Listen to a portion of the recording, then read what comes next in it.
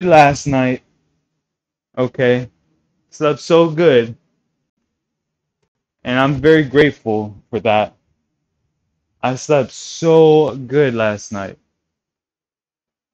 So if you're having issues, you're not sleeping, guess what, guys? Oh, it's working. What do you know? It's working, guys. Okay. Oh, tab. Oh, yeah.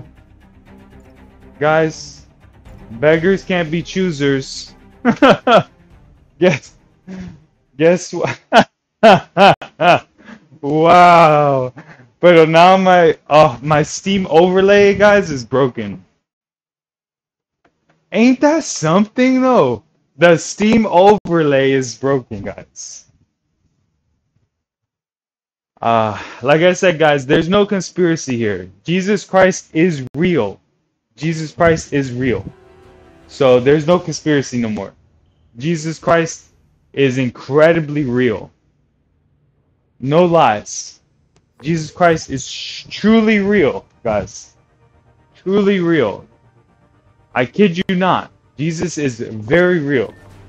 All right, so we're gonna get this. Look, it looks like it looks like it's working. The only problem is that Steam overlay no longer works. Steam no longer wants to be associated with my streams by opening up my overlay. Steam says no, we don't want our blue overlay to show up when you're playing these games anymore.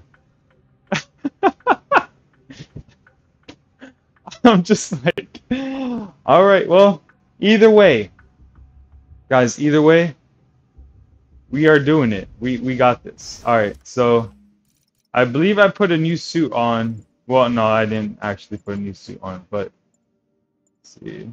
All right, let's go with the Zap suit.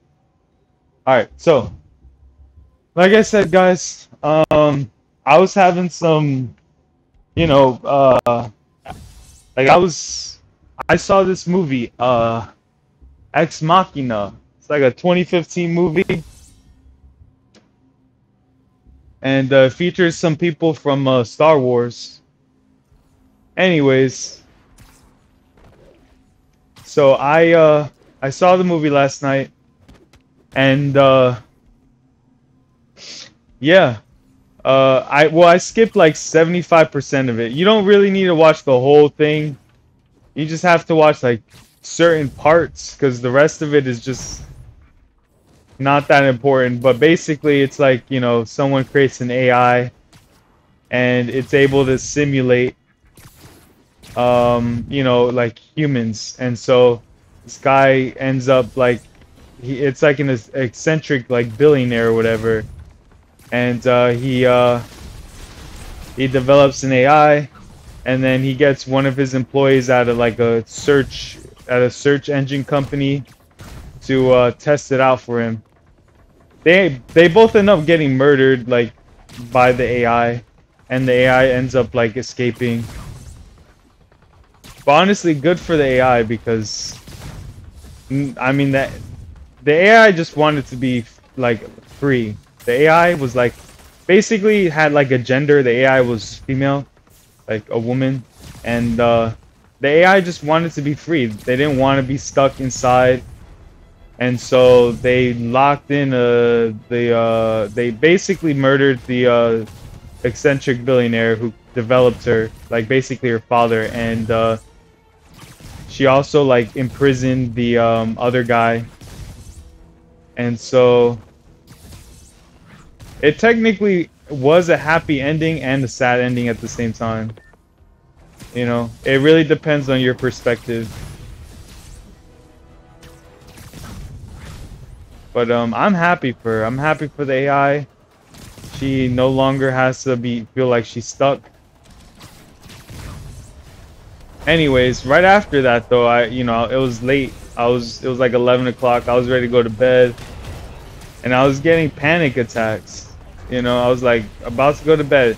So what did I do, guys? I just grabbed my Bible and I laid my Bible right across my chest.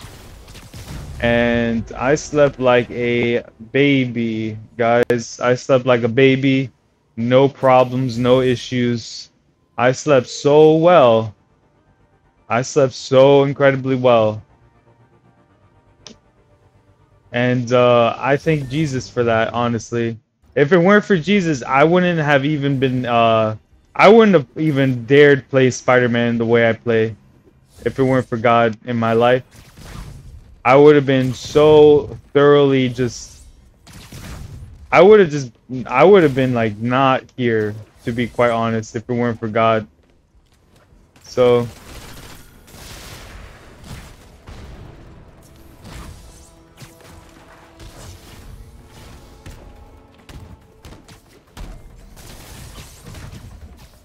to be quite honest, I thank God for everything in my life.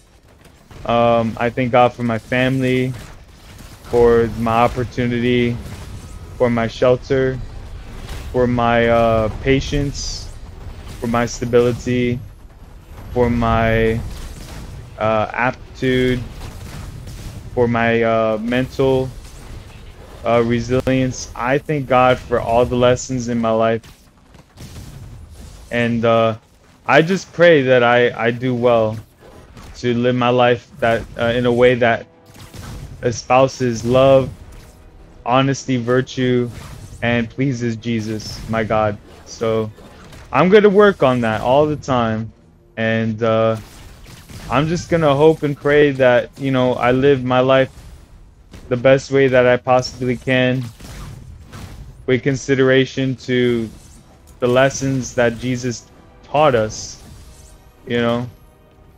So, but it's true though. I sat with my Bible last night, and I'll continue to do that. I'm a single guy. I don't really have anyone or anything, and you know, yeah. Like I said, now here's the thing, okay, guys. Like, there are some people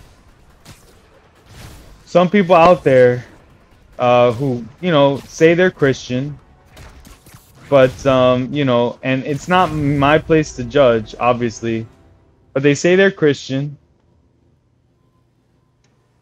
and well, they don't necessarily do everything in a good Christ-like way, in a virtuous way.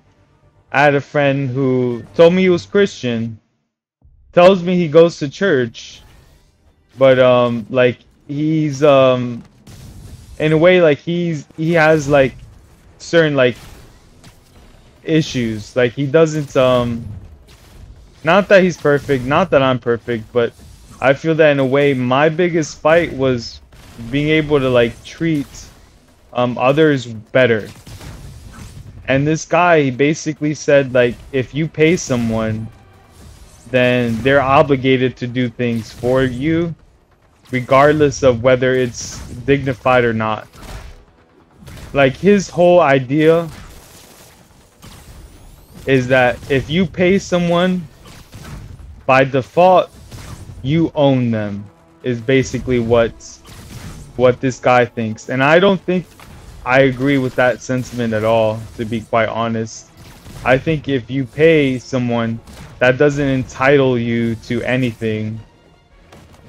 You know, it's especially if it's not a dignified thing. And so, like, he told me this, and when he told me that, I was like, okay, fundamentally we disagree. You know, because I don't agree. Like, I don't agree at all. I really don't. I don't think that just because you pay someone means that they're obligated to do anything undignified for you, just because you pay someone. So, you know, that's definitely something that I disagree with my, well, I wouldn't even call him a friend, to be quite honest, but just someone, I you know, I used to talk to and stuff, but I haven't talked to that guy in like over 6 months, since October of last year. You know, I helped this guy set up a thing for an event. He got paid.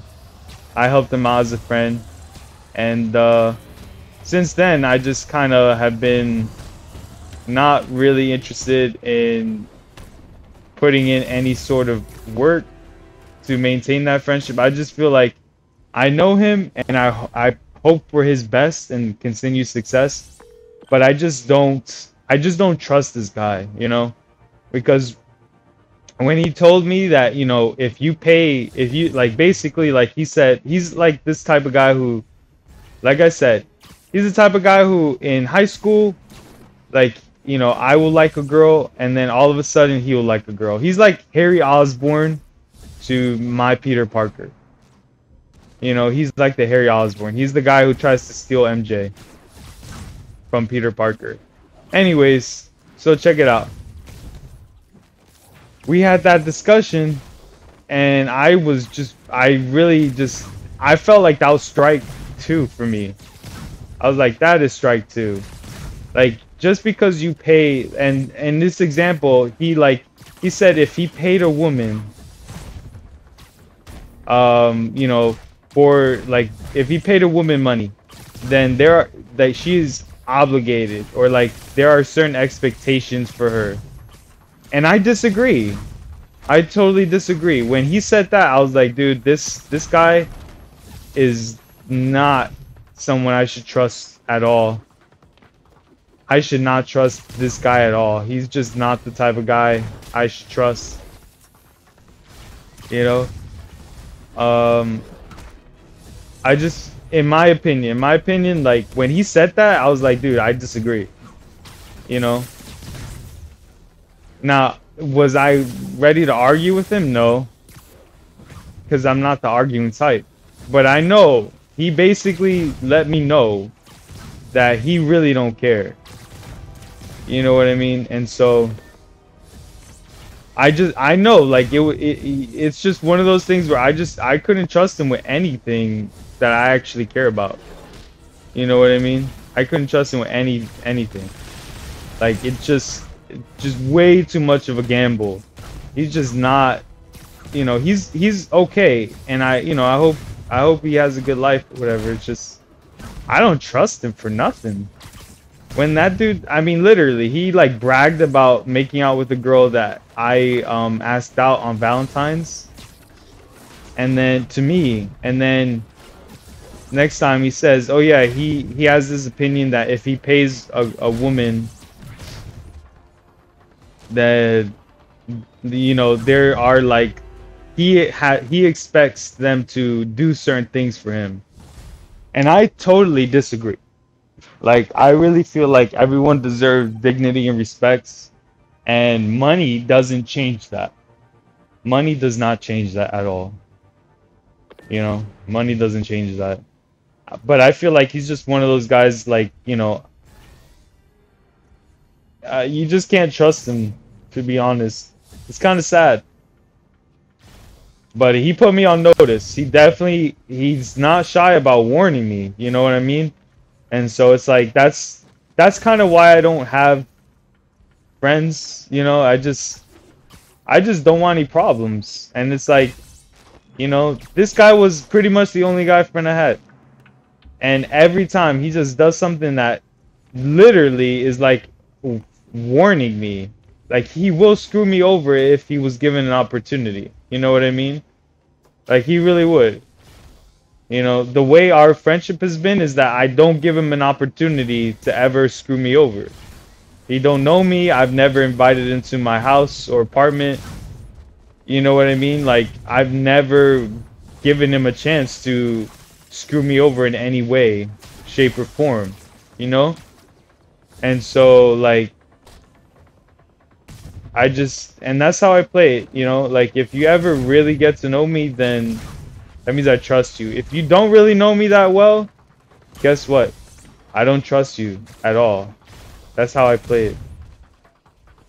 I won't, like, if you don't know me, if you don't know who I am, I don't trust you enough to let you know who I am like that.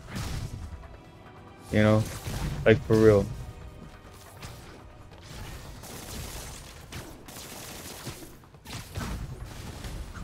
So, yeah. So anyways, you know, that guy, you know, I just, for some reason, like, I just thought to share that. Now, it's not to say that all, you know, all people are like this, but it is to say that for him, he claims to be a Christian. He claims to be a Christian, you know? And look, I'm not here to judge anybody. All I can say is that the way he practices his faith is not the way I practice mine. Where he thinks it's okay to treat women a certain way, I don't. I disagree.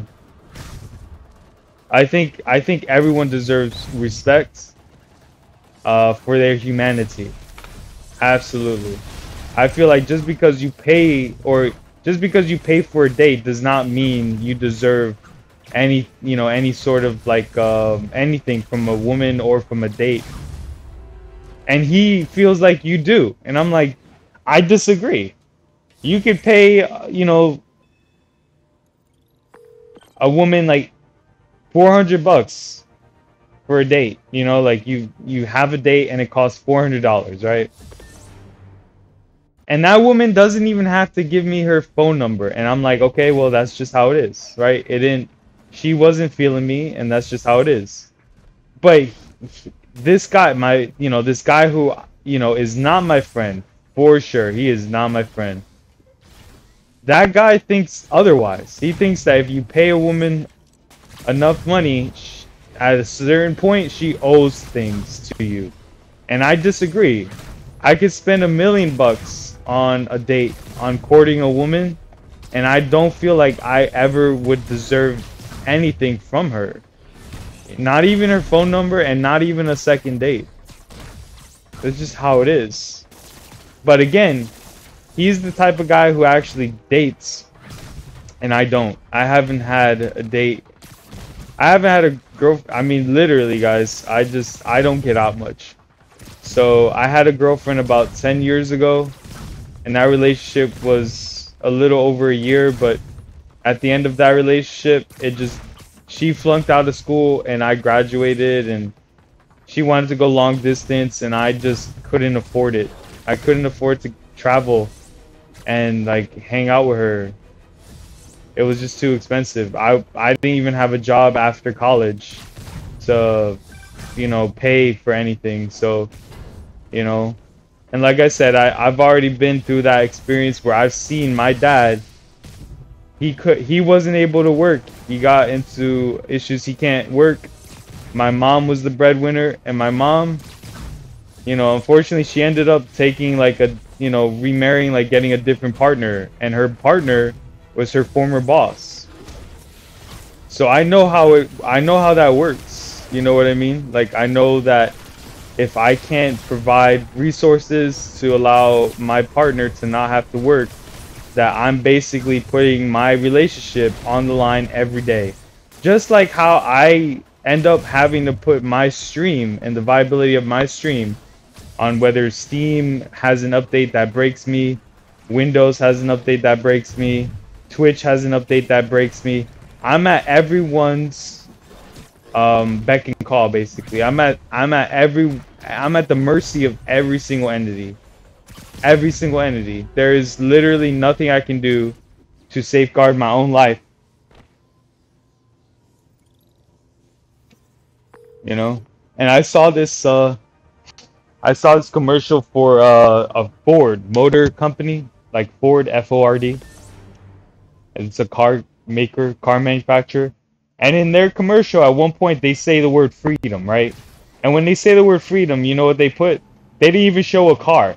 They showed a picture of like a mountain and a lake with supposedly clean water in it, like out in the woods. And it's like, yeah, in America, freedom is if you don't want to live in civilization or society, you can live in the woods and do it yourself. If you can try, you know what I mean? You can definitely try to survive out in the woods if you want. That's freedom. Otherwise, you have to obey. You have to obey. You have to obey. You know, you have to render onto Caesar what is Caesar's. Otherwise, you can live in the forest. You're free to live in the forest, guys. You know, and then just hope that a corporation doesn't come and start bottling water around you. Like a company doesn't start throwing their toxic waste in water that you're, living near. You know what I mean? But you're free. You're free to live in the forest unless, a corporation buys the land rights to that land. And then I guess you're not really free anymore. But freedom, right forward, freedom, all that good stuff. All that jazz.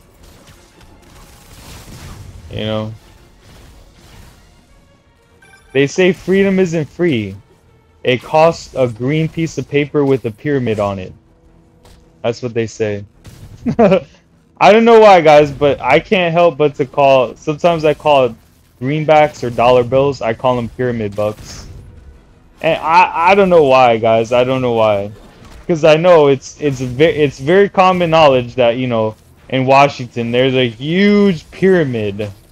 The Washington Pyramid, guys. Obviously. The Washington Pyramid. Yeah, the Washington Pyramid. It's invisible, obviously. I was reading a wiki. I think I mentioned this. I was reading the wiki story of, like, how the design of the American dollar came to be. And they said, oh, an unfinished pyramid, because, pyramids,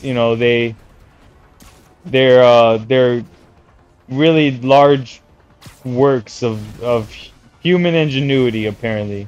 But it's unfinished because, the country's never really complete. And then at the top is the divine eye providence. And they tried saying that, a triangle has 3 sides.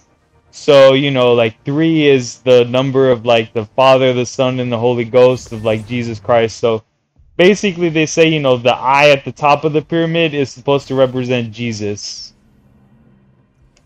And I'm like, why didn't they just, like, make that a little bit more obvious if this was a Christian nation? If this was truly a Christian nation, why wouldn't they just do that instead? But that's the whole gimmick, isn't it?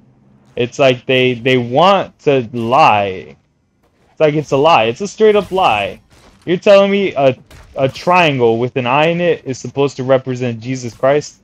I don't remember a pyramid in the Bible like that. I don't remember Jesus asking for a pyramid.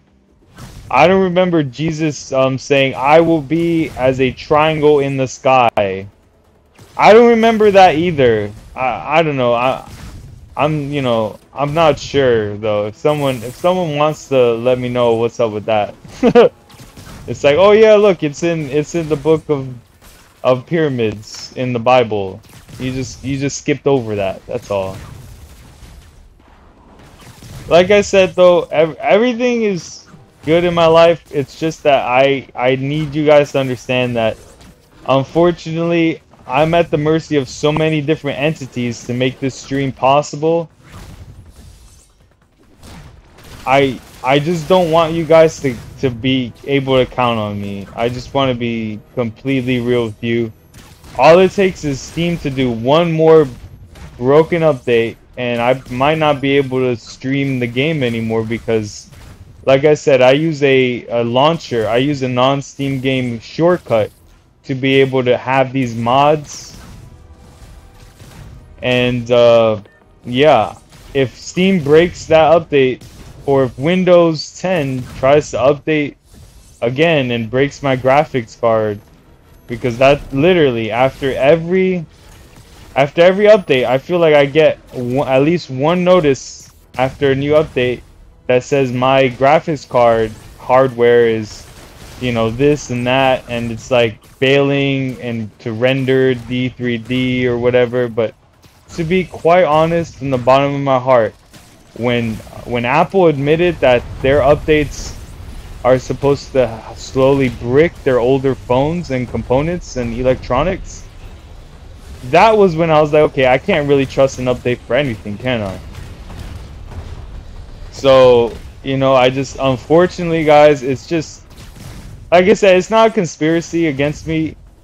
I know for a fact Jesus Christ is real. And I know that the world is in opposition to Jesus Christ. It's just how it is. You can't serve money and Jesus at the same time. You just can't. You can't serve both. You can't serve two masters.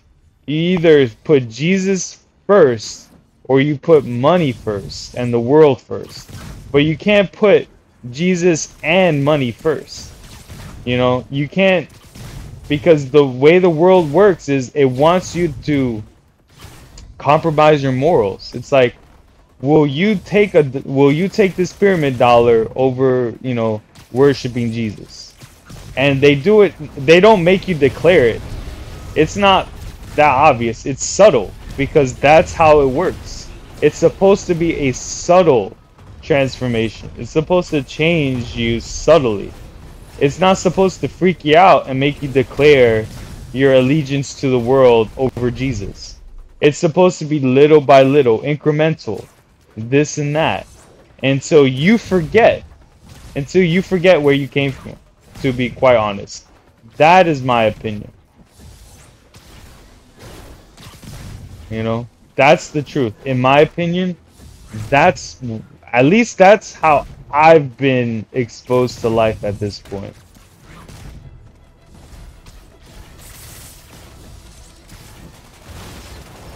I'm just way too wizened up.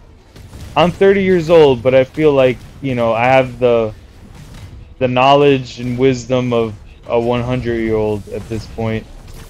I mean, I'm starting to get gray hairs on my head, so to be quite, and my beard. So to be quite honest, you know, maybe like, you know, that's just like how it is. It's like, yeah, you know, I don't hide behind I can't feign ignorance.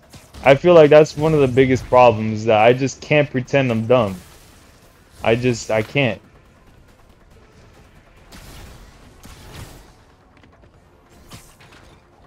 Unfortunately. Like,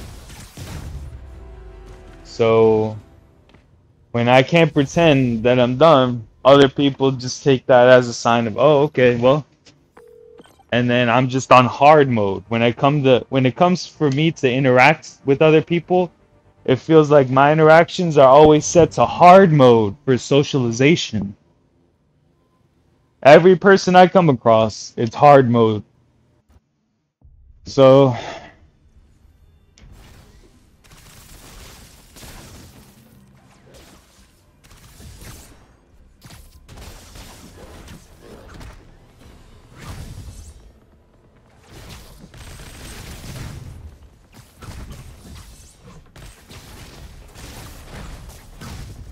but like I said, guys, it doesn't have to be hopeless. Jesus Christ really does provide an answer. Jesus does provide comfort. You just have to be able to accept Jesus. If you accept $300 shoes, if you're like, nah, I can't, I need $300 pair of shoes, then you're good. I mean, then look, that's your life. You know what I mean? Like, then that's your choice. So if those $300 pair of shoes just really don't bring you the comfort and the happiness you were hoping for, Jesus is still there for you. You know, it's never too late until, you know, you die, I guess. And then at that point, you no longer have a life to be able to choose, you know, how you live. You know, because we all die. We all die.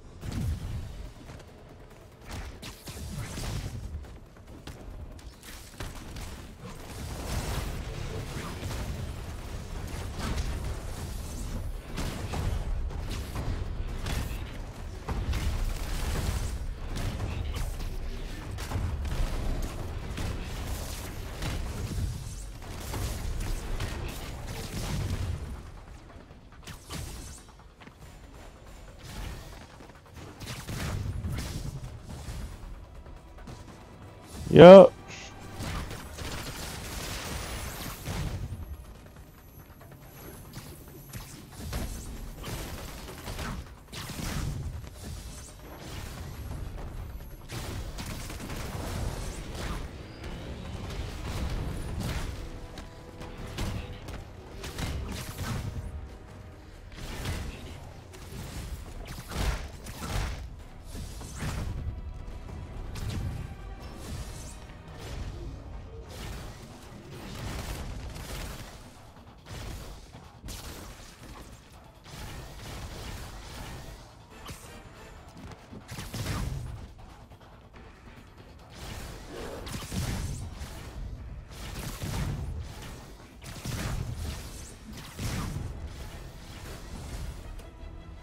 So I was thinking, you know, like in a few months,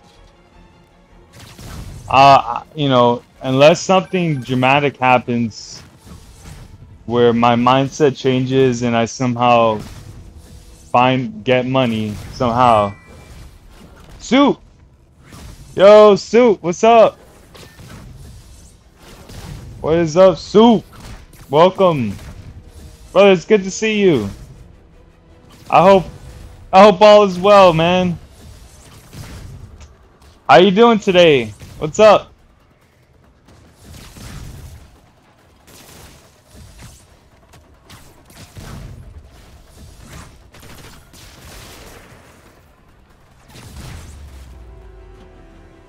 Nice. Soup! Soup. Can you hear me, Soup? For some reason, my mic, it doesn't, it was having issues. So hopefully it works. Bad, not going into detail and just want to watch. Oh, Soup. I'm so sorry, Soup. You're not alone, Soup. I was, struggling too last night. I was having like some anxiety, panic stuff, and you know, and it was right before I was going to bed, and I ended up just saying, you know what, no, and I took my Bible, my Christian Bible, and I laid it on top of my chest as I went to sleep, and I slept really well. So I'm actually doing pretty good today. I hope everything's okay. I came to like a profound peace, you know. This morning, I was like, you know, it's gonna be okay. And so, I hope it turns out better for you, Sue. Really.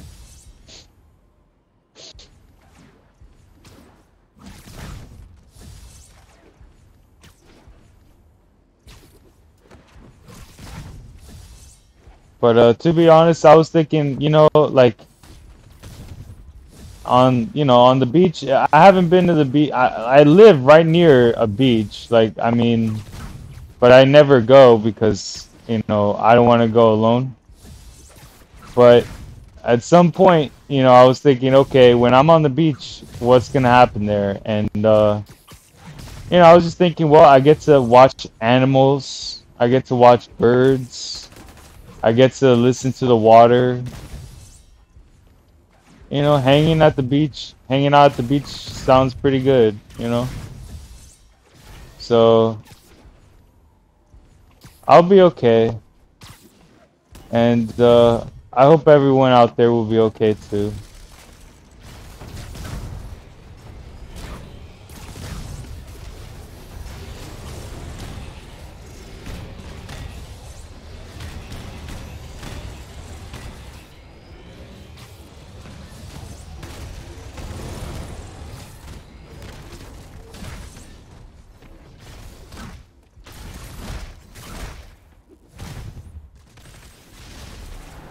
Well,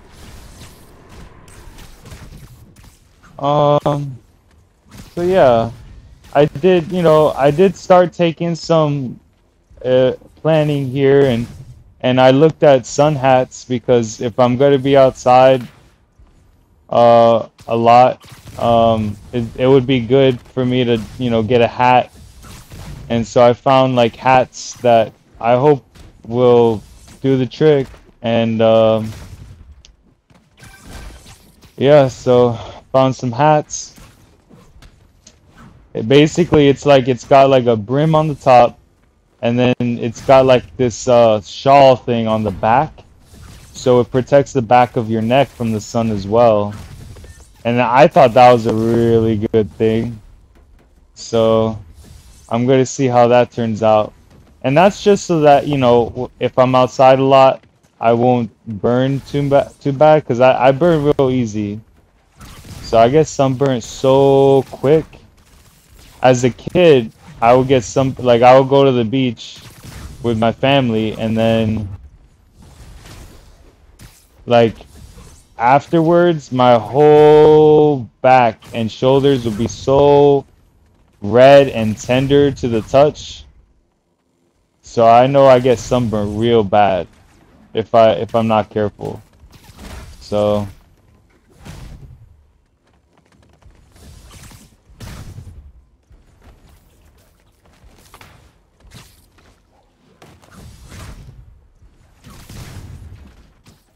oh, that's too funny.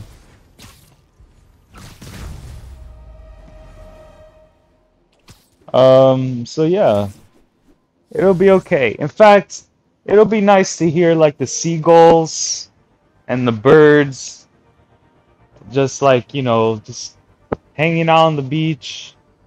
I mean, I know this sounds dumb, but you know, I feel like, you know, animals definitely, they can sense things just like we can sense things. And sometimes it's like, you know, when a dog will get scared around certain people, it's like that, you know, like animals do know, you know. And so I feel like you just put out positive energy, and like I'll just have a good time, you know, at the beach and stuff. So I'm looking forward to it. If I end up, you know, losing my apartment, I know it will be okay. I'm in fact, it will probably give me a lot more time to just start really reading the Bible. I saw this movie recently called Book of Eli, and basically, like they say, you know, it's like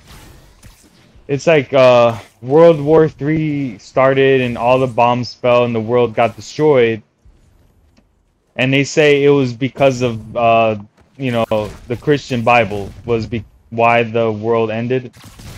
And so after all the bombs fell, anyone who survived ended up looking for all the Bibles that existed and burning them, to the point where Bibles were so rare that this one guy found a Bible, but it was a Bible written in Braille for blind people. And well, that was the last Bible in existence, right? And what's funny is that, I mean, at one point in his book bag, he had a name tag, like a cashier's name tag. Basically, like profoundly, like my last job, I was a cashier.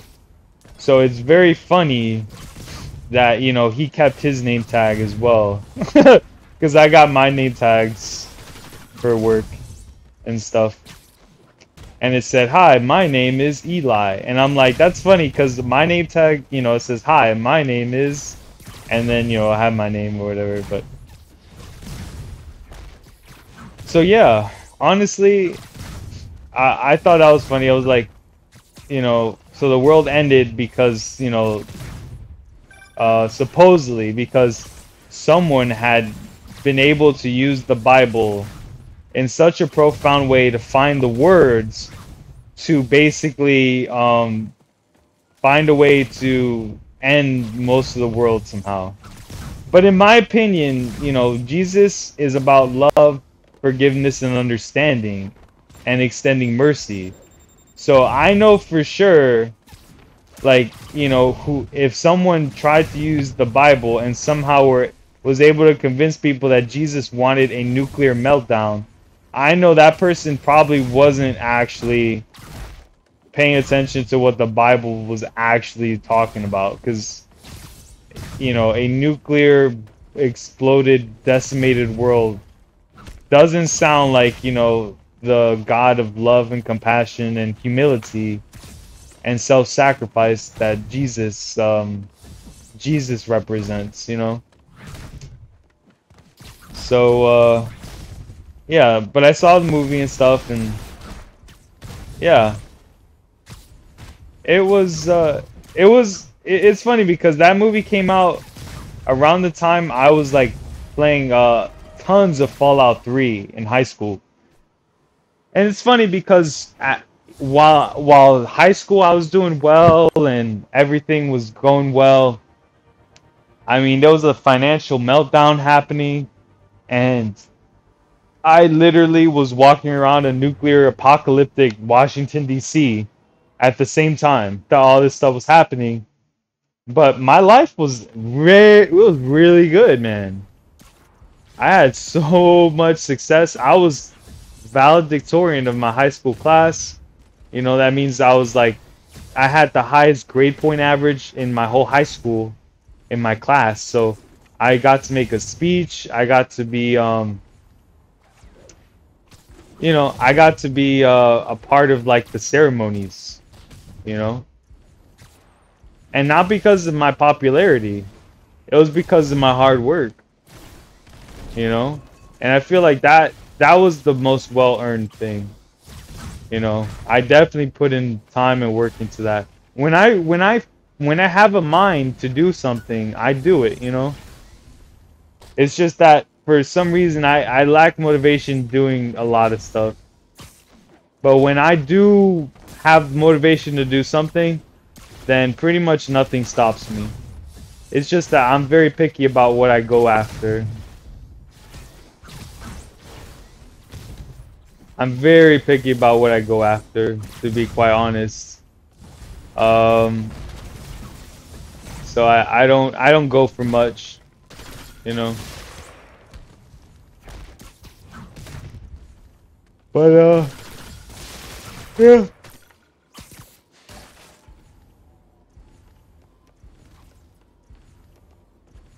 I I had a lot of good moments growing up, you know. So to be quite honest, like, you know, it's just one of those things where, you know, all you can do is change how you face the world, not how others face the world. So,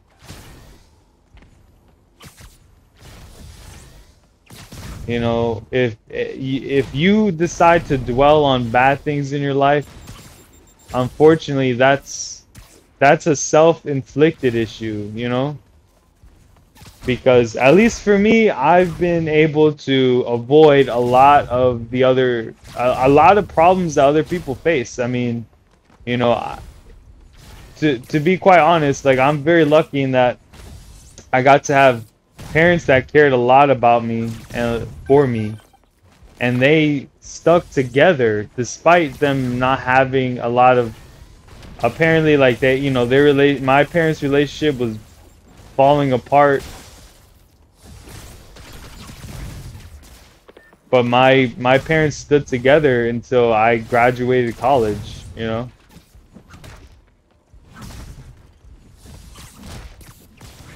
But it just goes to show you, like, at least for me, it's like I'd rather not have, you know, someone like feel like they're going through like a bad time with me, you know. So it's like if someone, you know, like I'd rather just be like, you know what, look, I can't offer anyone the world. I can't. So because I can't, I'm not even gonna pretend I can offer you anything you'd want. Because I just, you know, I've already seen what happens to a guy who tries to offer his best and it just isn't the financially there, you know. Because look, love is important, but unfortunately love doesn't, you know, love doesn't give doesn't pay for handbags. You know what I mean? Love doesn't pay for handbags. It doesn't pay for you know, vacation trips and stuff. It doesn't pay for any of that. So and it's not to say that women are shallow and stuff. It's just to say that a relationship requires stuff, you know? It's not to say that women require a lot of resources. It's just to say that women deserve the ability to that resources are available. You know what I mean? So I'm not trying to say that, you know, yeah, I'm just trying to say that in a positive way. It's not that, you know, you need to be rich to have a girlfriend. I'm just saying that resources can't be a problem if you want to be happy in a relationship. Like I was reading studies and they say one of the reasons, one of the most genuinely common reasons for divorce is financial stress.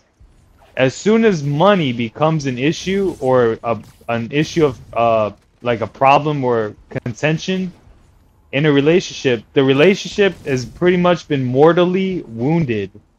So it's not that money is what women want, because it's not that. All I'm saying is that if you don't have resources to as just there as a default, then your relationships are going to struggle. In my experience, that's what happened to me. I had a girlfriend in college, but I didn't have resources. I just had like scholarship money, so I didn't have a means of providing long term. And so that relationship was a struggle train, guys. It was a struggle train. I learned my lesson though. It's been 10 years and I've learned my lesson, and I still continue to learn my lesson. I'm like, you know what? It's all good. I'm not even going to worry about it. Okay? You know what I mean? Like, not even going to worry about it. I don't want to put anyone through a struggle with me. You know? Because to be quite honest, I don't want to go through a struggle either. It's just that for me, the reason I don't struggle is because I don't care about money anymore. I'm willing to just let it all go. But I mean, for me to expect someone else to do that it's pretty much impossible. You know, like the inspiration I read today at the beginning of the stream. It said, stillness of your soul is pretty much going against the speed, noise, and energies of the world. The world wants to go fast, wants to go advance itself, wants this, wants that. You know? Like, that's why companies fire people and just, like, clean house all the time. Is because it's supposed to be a fast-paced environment. If this person isn't worth it, they fire you and they try to replace you as soon as possible with someone else. And they just keep trying to do that. Just keep trying to build itself and fix itself and change itself, transform itself. Until until something clicks and works, and then you get Spider-Man, you know? So like I said, you know, the world, you know, it wants to go as fast as possible, right? But the trick is, if you want to be happy in your life in a personal manner, you have to understand that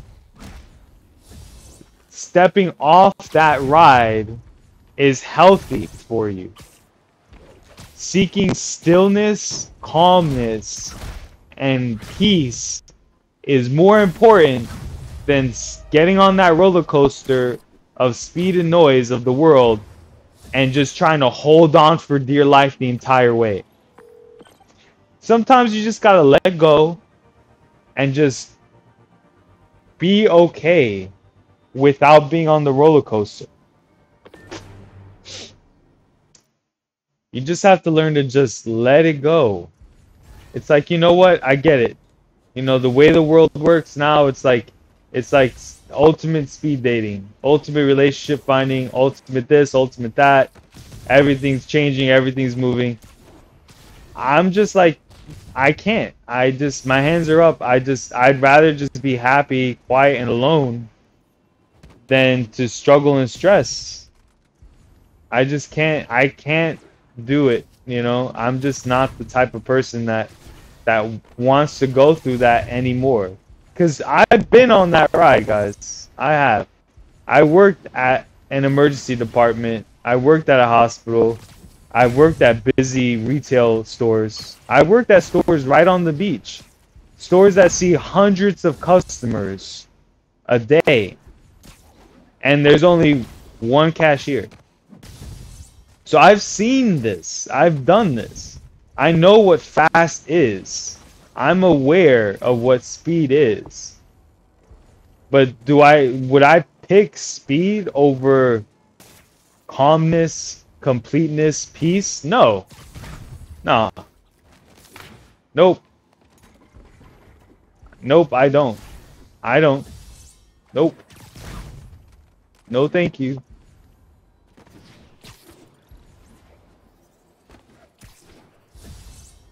No, thank you. I'm quite content. I find myself in a good, content place. And like I said, I have 8 to 12 weeks left, right? For this apartment.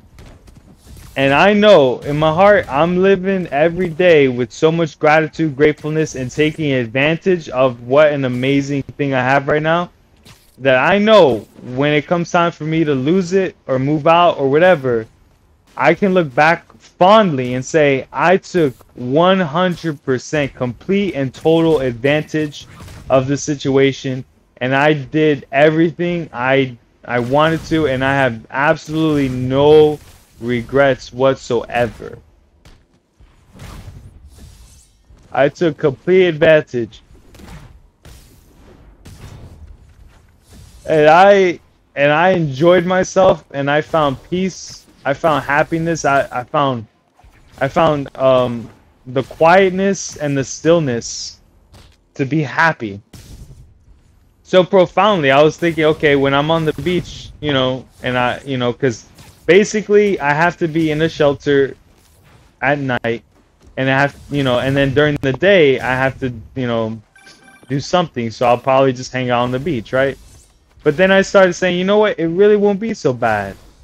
I'll be able to see life. I'll see seagulls. I'll see fish. I'll see animals. I can listen to the water. I can just relax. No one's stressing me. No one's saying, hey, you gotta send a bunch of emails. No one's saying, hey, you gotta do this, you gotta do that. No one there to stress me out. No one there to make me feel alone. I will have complete peace and quiet, and I'll have Jesus there in my heart, and I'll be happy, and I'll be content. And I can do that. So I know, like, I'm just gearing up for it. I'm just like, you know what? It really won't be that bad. It really won't.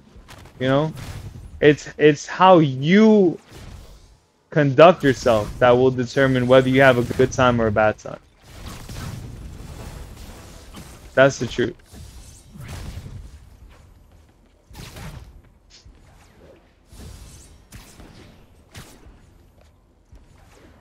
So, yesterday we had this profound problem where the AI just stopped working.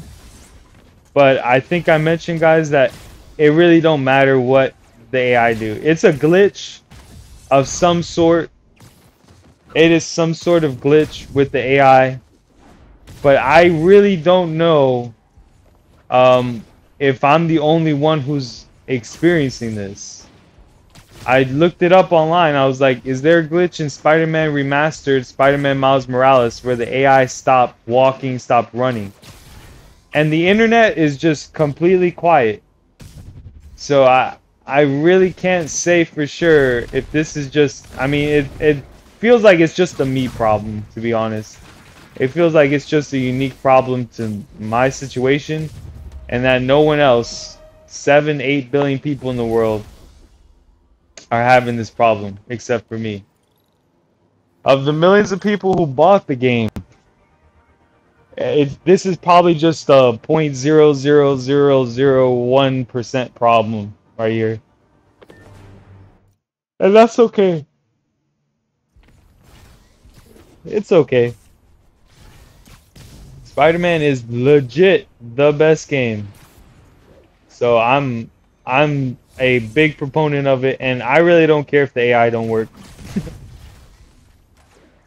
I really don't care. Like I said, I woke up this morning, I was like, okay, you know what? It's all gonna be okay. And what happened? A Steam update literally almost broke my setups today. So we're just gonna enjoy ourselves, relax, have fun. And even if the AI don't want to play, I'm still gonna play. Yeah. I think of it as training, to be quite honest. It's fine. It's just training.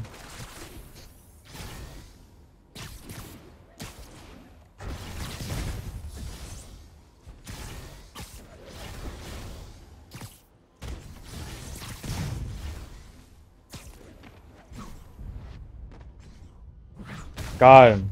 See that? Just taking care of it. Boom, boom, boom.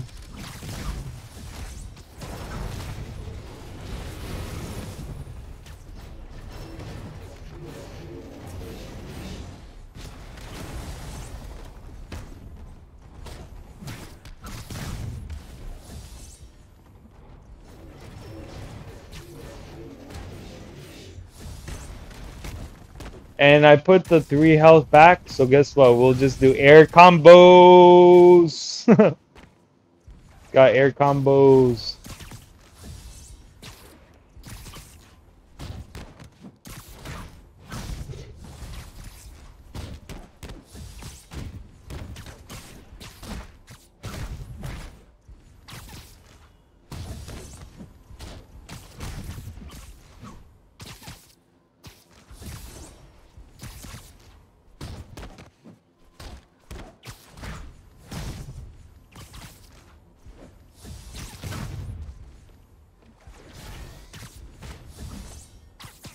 We can still have fun, guys. Look.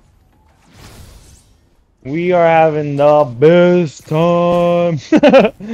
Real. We don't need anything else to work but ourselves. Yeah, everything else can just stop, drop, and roll. And we just gonna go with it. Yeah.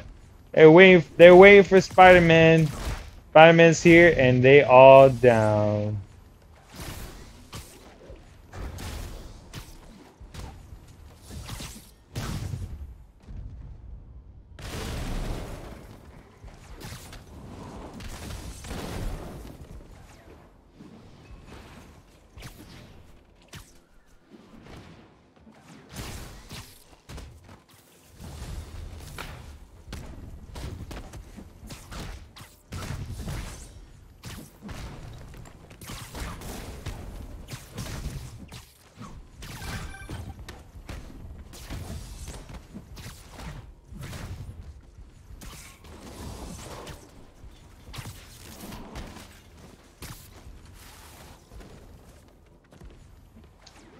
Yep.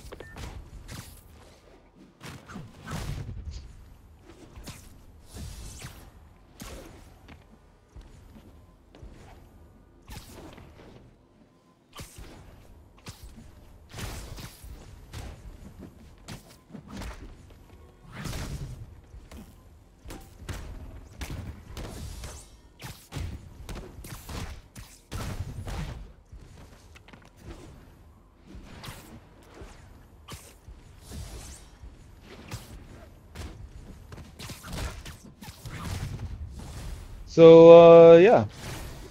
To be quite honest, I mean, today's looking to just kind of be a regular stream day. You know? Just good vibes here all the time. All the time. I just hope that, you know, if my videos, my content help people in the future or now or in the present, whatever. I just hope that it's received well and it helps somebody out through a tough time. You know, that's what I hope. You know, this is an ode, an ODE. This is an ode of passion and admiration for a hero, Spider-Man, who he really deserves it. You know, Spider-Man really does put himself out there. I mean, literally, he's such a selfless hero. He really does his best, and I'm so proud that, you know, the game content that I put out here is hopefully doing justice to Spider-Man and the brand. That's what I hope.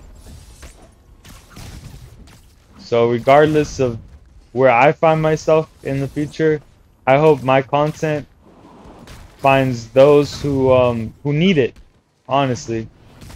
Those who need it. And I hope it helps. I hope it brings you some laughs. I hope it brings you some wows. I hope it makes you feel better. I hope it helps you find your calm, your easy. Because playing Spider-Man has definitely helped me find my easy. Helps me find my calm. And it helps me just be okay. It really does. Yeah. So we just smooth flow here. Just the easiest type of flows that we can have.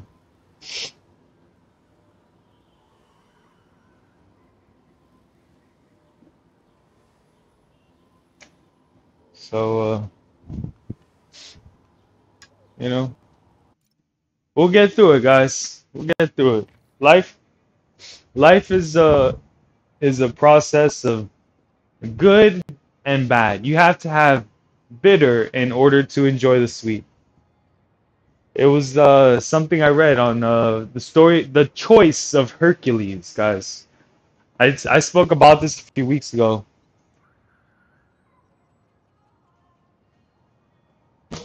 But the choice is simple. Hercules, the demigod, the son of Zeus, the son of you know, just a normal woman, but the son of Zeus and a normal woman. He had a choice. He could have either lived a life of luxury, pleasure, no pain, and toil and work, or he could have chosen a life of working hard, of having honor,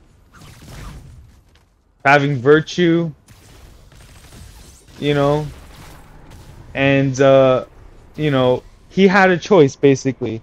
This isn't a tale of, you know, discussion of like what he did. It's a discussion of what we all get faced with in life. Do we want to take the easy way or the hard way? And you know, it's like Hercules could have chosen the path of flowers, you know? And to be quite honest, like, a lot of people take that for granted. Like, for some people, the path of flowers looks a lot different from person to person. You know? For Hercules, because he was capable of so much, the path of flowers for him, you know, would have been just being able to just settle down, have a family, have a woman, have a home, and just settle, right? That would have been the path of flowers for him. But for other people, that's the hard path. For some people, settling in is the path that of Hercules taking on the boars and traveling and like having to fight all of the monsters, Cyclops, whatever, you know, having to meet the Sisters of Death and all that. You know what I mean? Like, that right there is like Hercules had an easy path and a hard path. But that's the paths that everyone has to face, whether it's easy or hard, it's all subjective to them. So for some people, settling down, having a family, you know, being able to do all of the things it takes to be a father and a family man is the hard path. For Hercules, that was the easy path, you know? And so it really depends on, you know, who you are, where you find yourself. To be quite honest, I don't really know what's easy and what's hard for me.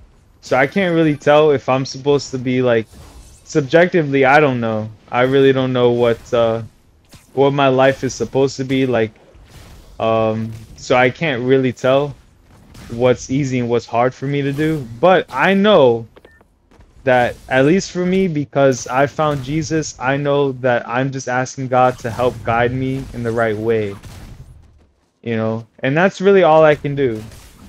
You know, it's really all I can do, really.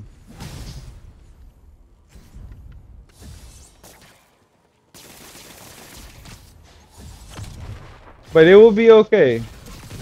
It will be okay. You know, I pray for everyone. I pray that, you know, everyone who's watching the stream or watching the stream in the future, or even people who never watch this stream, I'm still praying for the best for everyone, you know?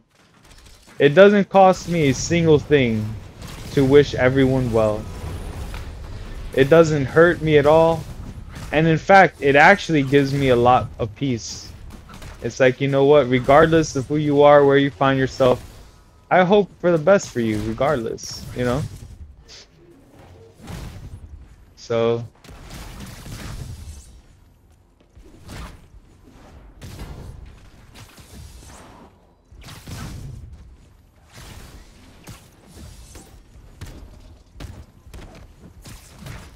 it will be okay. I know in my heart it'll be okay. Love does prevail. You know, it will be okay. You know? So there is not a single issue or problem that can't be solved if you just find the heart to go with what it takes to solve it. So it'll be okay. I know it'll be okay. No matter where you find yourself, just have faith. Have faith that it will be okay. And it will get better. Nothing lasts forever, guys. Even your problems. Even your problems don't last forever. You know? We just have to deal with it the best we can for about 100 years. And then that's it. We get to, you know, we get to call it a day. We get to call it a life. And then we move on from here. And, you know, we have a chance at getting true peace, comfort, and love, you know, in God's kingdom.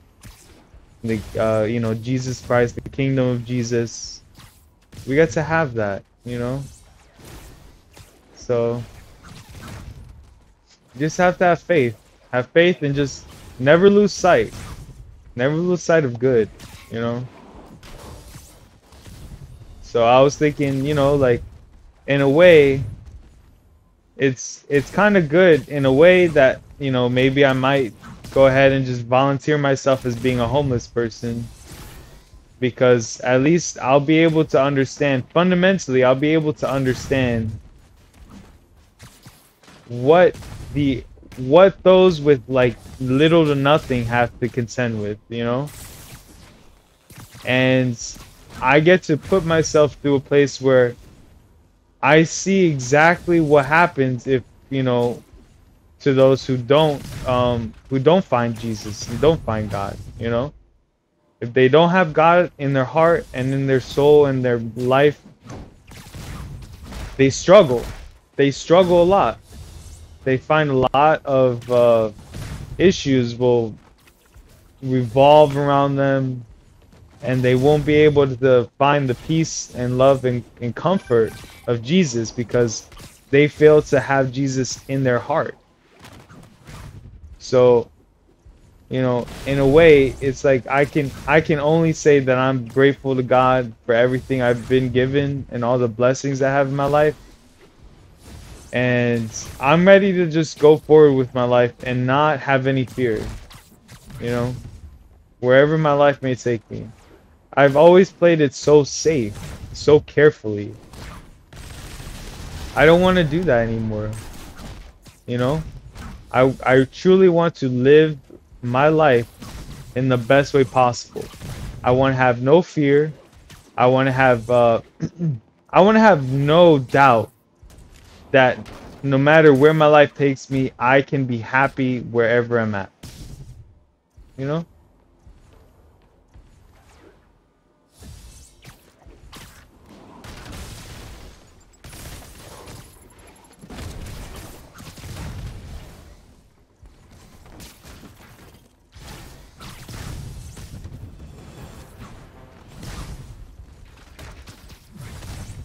So, like I said, you know, prayer really helps. Prayer really does help. It really helps. It does help.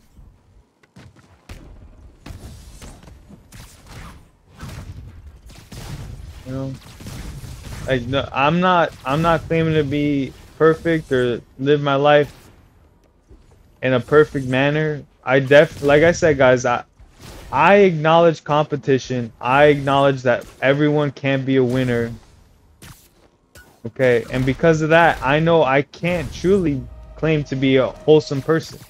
Because a wholesome person doesn't acknowledge loss and doesn't acknowledge competition and people who fail to win, you know? Like, to be a wholesome person, I have to be able to ignore, like, everyone who isn't in first place in a race. So I don't claim to be a wholesome, perfect person. I know that there are losers in life. There are winners and there are losers. So I can't claim to be a wholesome person because I acknowledge that losers go through a lot of strife. They go through a lot of struggle. So I can't sit here and claim to be like, oh yeah, I'm a wholesome person. I'm this, I'm that, because I acknowledge competition. So I acknowledge that people fail. Not everyone can win, and the people who don't win, they're losers, right? So guess what? They lack the opportunities of what winners get. You know, like if two guys like the same girl, but the girl wants to just date one guy, only one of those guys can have her as their girlfriend, right? She won't be a girlfriend to two guys. So one of those guys, unfortunately, has to be a loser. Okay? That's why I can't be wholesome, is because I acknowledge that only one guy is going to be happy and one guy is going to be happy having to do something else. They can still be happy, but they won't be able to be happy with that person. When people professionally race in a racing competition, only one person can pass the finish line first.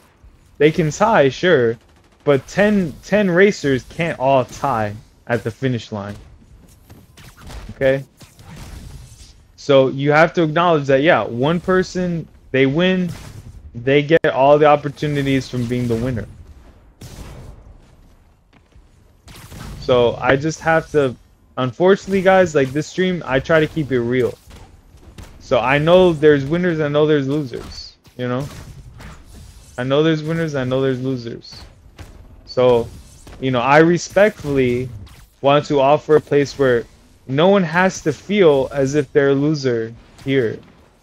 This is a place where we can just all truly fundamentally say, look, life isn't perfect and it's not meant to be, But the one thing that we can all take comfort in is that there is a perfect being out there, Jesus, and that Jesus loves us regardless of our imperfections. Jesus just wants the best for us and looks out for us. So guess what? That comfort helps me, and I hope it helps you. Like I said, if it weren't for Jesus, I wouldn't have found the heart to have played this game for over 900 hours at this point. I wouldn't have found the heart to do that. I would have been crestfallen. I would have already given up, because when I started, I was a loser.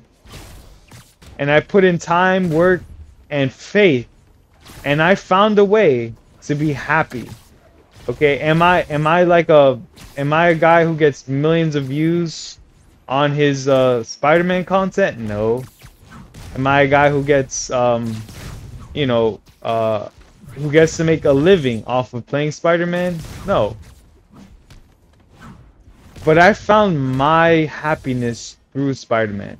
And everyone gets to find their own, but you have to have faith, and you have to not expect your happiness to be derived from winning a certain way or being happy in a certain way. Like when I play Spider-Man, when I was playing it, did I think I was gonna be well known for playing Spider-Man? I would be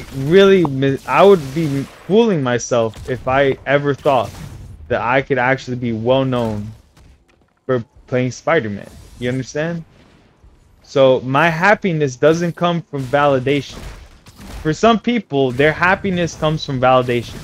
They put a playthrough of Spider-Man, story mode playthrough, and then they get millions of views. They play Spider-Man on ultimate difficulty, and they get millions of views for it. We don't seek that as our happiness. We say, look, that is for winners of that type. But what do I get to do? I get to play Spider-Man. I get to mod it. I get to be part of a community of modders. I get to express myself through Spider-Man's actions. I get to talk about how awesome Spider-Man is and what an amazing champion he is. And I get to have fun doing it.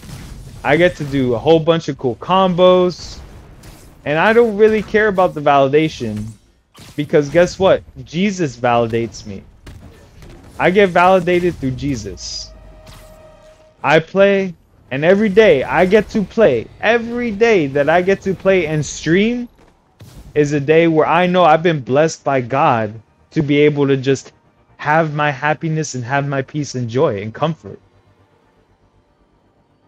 Every day. Because guess what? Every day is another day for the powers that be. Windows to set an update to brick my graphics card. Steam to put an update that allows me to be unable to play the modded shortcut through Steam. Updates for this, updates for Twitch, updates for that. Literally, every day I'm at the mercy of the world, and I get to continue with my efforts here. And that makes me happy. That makes me happy, you know? It truly makes me happy. I'm very profoundly happy and glad that I get to have this. Honestly, it's like a preview to what heaven could be like for me, where I'm just happy. I'm happy, I'm comfortable, I feel good. You know, this is the closest thing to heaven that I get to have. I get to have Jesus. I get to praise Jesus. I get to openly identify as a Christian. I get to just say, look, this stream is for people who like stability, who like consistency, who don't like going out there, don't like socializing. This is just for people who feel like outcasts.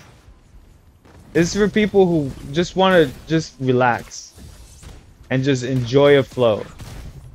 You know? This is a safe place where we don't allow bullying. We don't tolerate bullying from anybody. This is a place where we can take bad people off the streets digitally. You know? where there's really no gray area. It's like guys that hold power armor, jetpacks, and weapons, and are taking over apartment buildings. Spider-Man gets to just say, look, there's no gray area here. You guys are dangerous and could hurt somebody. And so Spider-Man gets to just take them out. It's just cut and dry. You know? There's no issue, there's no gray area here. Like, yes, I understand that some of these guys might be desperate to make a buck. You know, they might have a daughter that has cancer, and so they took this job because they're trying to make any money they can to pay for their child's cancer treatments. That could be, but at the end of the day, that doesn't excuse their violence right now. You know, it doesn't make this action a positive action. Just because they might be compelled to find any money, any job to make some money to pay for their daughter's cancer treatments does not mean they're doing the right thing. There is no gray area here. Now, am I judging? No, I'm not going to judge the motivations of these criminals. But am I going to sit here and say, yeah, I think they should just be able to get away with terrorizing these apartment blocks and, you know, to make a buck to pay for their child's cancer treatment? No. Unfortunately, I really do feel for their child, and I hope their child, they are able to find some way of being able to make peace with their life, whether their child gets cured or not. You know? Just like I make peace with my life, regardless of anything that happens to me, I want to just make peace with my life, regardless of my circumstances. It's the only way to ensure that I stay okay, that I am okay for myself, and that I can be a positive person and be happy. If you can't be happy for yourself, you can't expect anyone else to be happy for you. You have to be happy for yourself.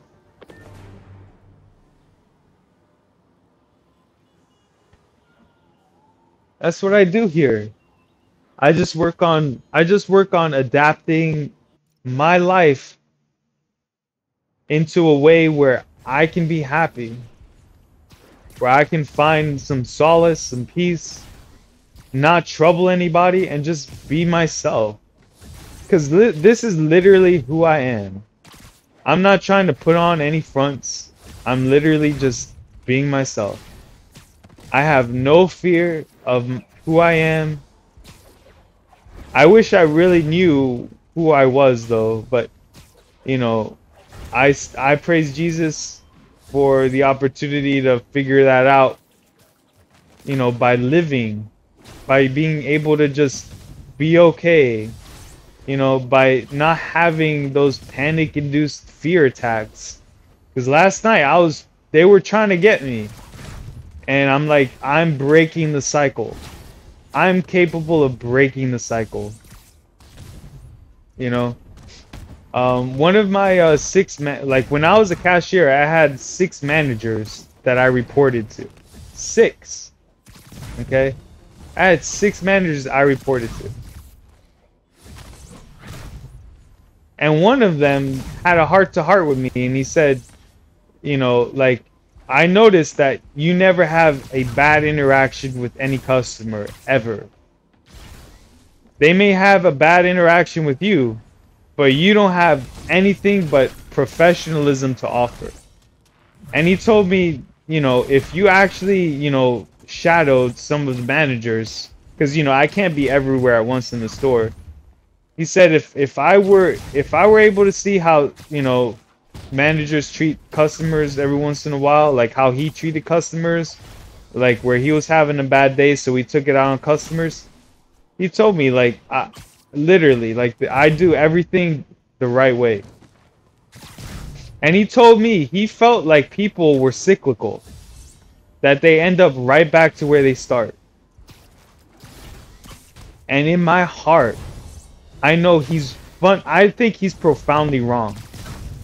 People are cyclical if they want to be. Because cyclical and cyclicalness offers people with a structure. They don't have to fear because they know what's coming next. They're like, okay, I'm doing good now. Okay, I'm gonna fall in now and I'm gonna regress. And I'm gonna fall backwards. He thought people were cyclical. I think that that's a choice. If you want to live your life in a cyclical way where you're, you know, this and you're that, and it's cyclical, fine. But I don't believe that everyone is forced into having a cyclical life. I believe that it's a cop-out. Okay? If you don't want to be cyclical, you don't have to be. If you want to truly transform and change yourself, you have every opportunity to do so. But that fundamental shift in attitude comes from within. And a lot of people are afraid of being brave. A lot of people are afraid of being themselves. A lot of people would rather just hide away than to be who they are. A lot of people like to make excuses for why they do things. A lot of people say, oh, you know, this and that. But guess what? It's a choice. Living a cyclical lifestyle where, you know, like you go back to this or back to that, that's a choice. It's a choice. Okay, I believe that it can be a linear exponential growth curve. I believe that you may find yourself in a cyclical way, but I believe that if you truly want to, you can launch yourself and propel yourself to greater areas, greater destinations than what you thought possible. But you have to be able to be comfortable letting yourself continue going forward and not regress. Because when you start going forward and you start noticing things changing, a lot of people try to hold themselves back. And they're like, no, no, no, this is too much. This is too much. But I say, have no fear and just launch yourself. Propel yourself forward and don't stop. Don't give up. Don't quit. You know? Don't quit. It will be okay. Have no fear. At least for me, you're going to say, oh, well, Salsa, it's easy for you to not, you know, regress, you know, like this and that. It's like, you know, but my secret is Jesus Christ, guys. I'm telling you the truth. If you guys don't want to be a part of that cycle anymore of regression, and you want to feel happy, you want to be better in your life, I'm telling you, for me, what works is Jesus. Having faith in Jesus Christ works. It helps me immensely because it's like, you know what? I don't have to hold myself down. Okay, I can just ask God for comfort. I can just ask God for the right heart and attitude to be happy with my circumstances, to have a still soul, to have peace and comfort wherever I am, to be virtuous, you know, to not be sexually impure. For me, that was a big thing, not being sexually impure, you know. And so I said no. I want to respect. I want to respect others. I don't want to judge anyone. Okay? And I mean, to be quite honest, like I said, you know, I felt like I took advantage in my first relationship. I was undeserving of my first relationship. In fact, like I really wish, okay, I really wish that I treated her better, that I had resources to be able to provide for her when I was with her. And that was my fault for doing what I did and not being ready to provide. So I don't want to ever make that error again. And I haven't, you know? And since then, since then I've come to a greater, deeper, fundamental understanding that respecting others and having respect for others, especially for me, having respect for women, not just as potential partners, but as people, and just having respect for them, fundamentally helps me a lot more. Where I can spend money on someone and not expect anything back. You know? To be quite honest, if I had money, I would be very much okay with going out on dates. And if the woman wasn't really feeling who I was and they didn't feel compatible with me and stuff, I would be 100% okay with just saying, you know what, it's fine, you know, and just taking the loss and just, you know, being like, okay, I may be out on some like resources, but at least I was able, at least I put myself out there, and at least I treated someone with respect, regardless of the money and the resources that were expended on that attempt, you know. So that's all I can say. You know, is like, you know, having more respect for people is a good thing, you know. So, you know, I know for sure, like, you know, having more respect and just being able to say, you know what, I don't want to date until I have money that I can just spend on trying to, you know, take care of people.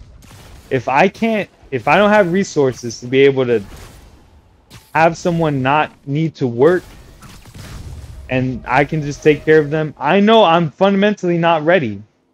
I'm not ready to do anything for them.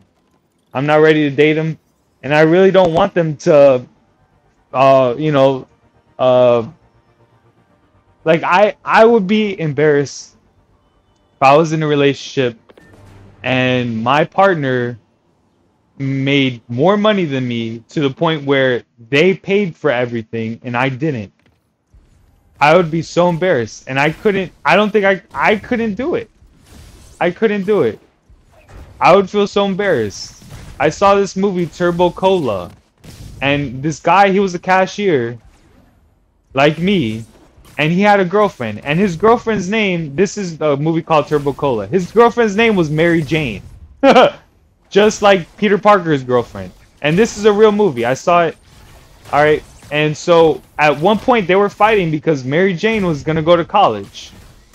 And, you know, the main hero, let's just call him Peter, in Turbo Cola. This is the name of the movie. It's called Turbo Cola. The main hero in the movie, he had nothing. He couldn't do anything. He's like, he wasn't able to, he just didn't find a way to get into college. He just didn't put in the work.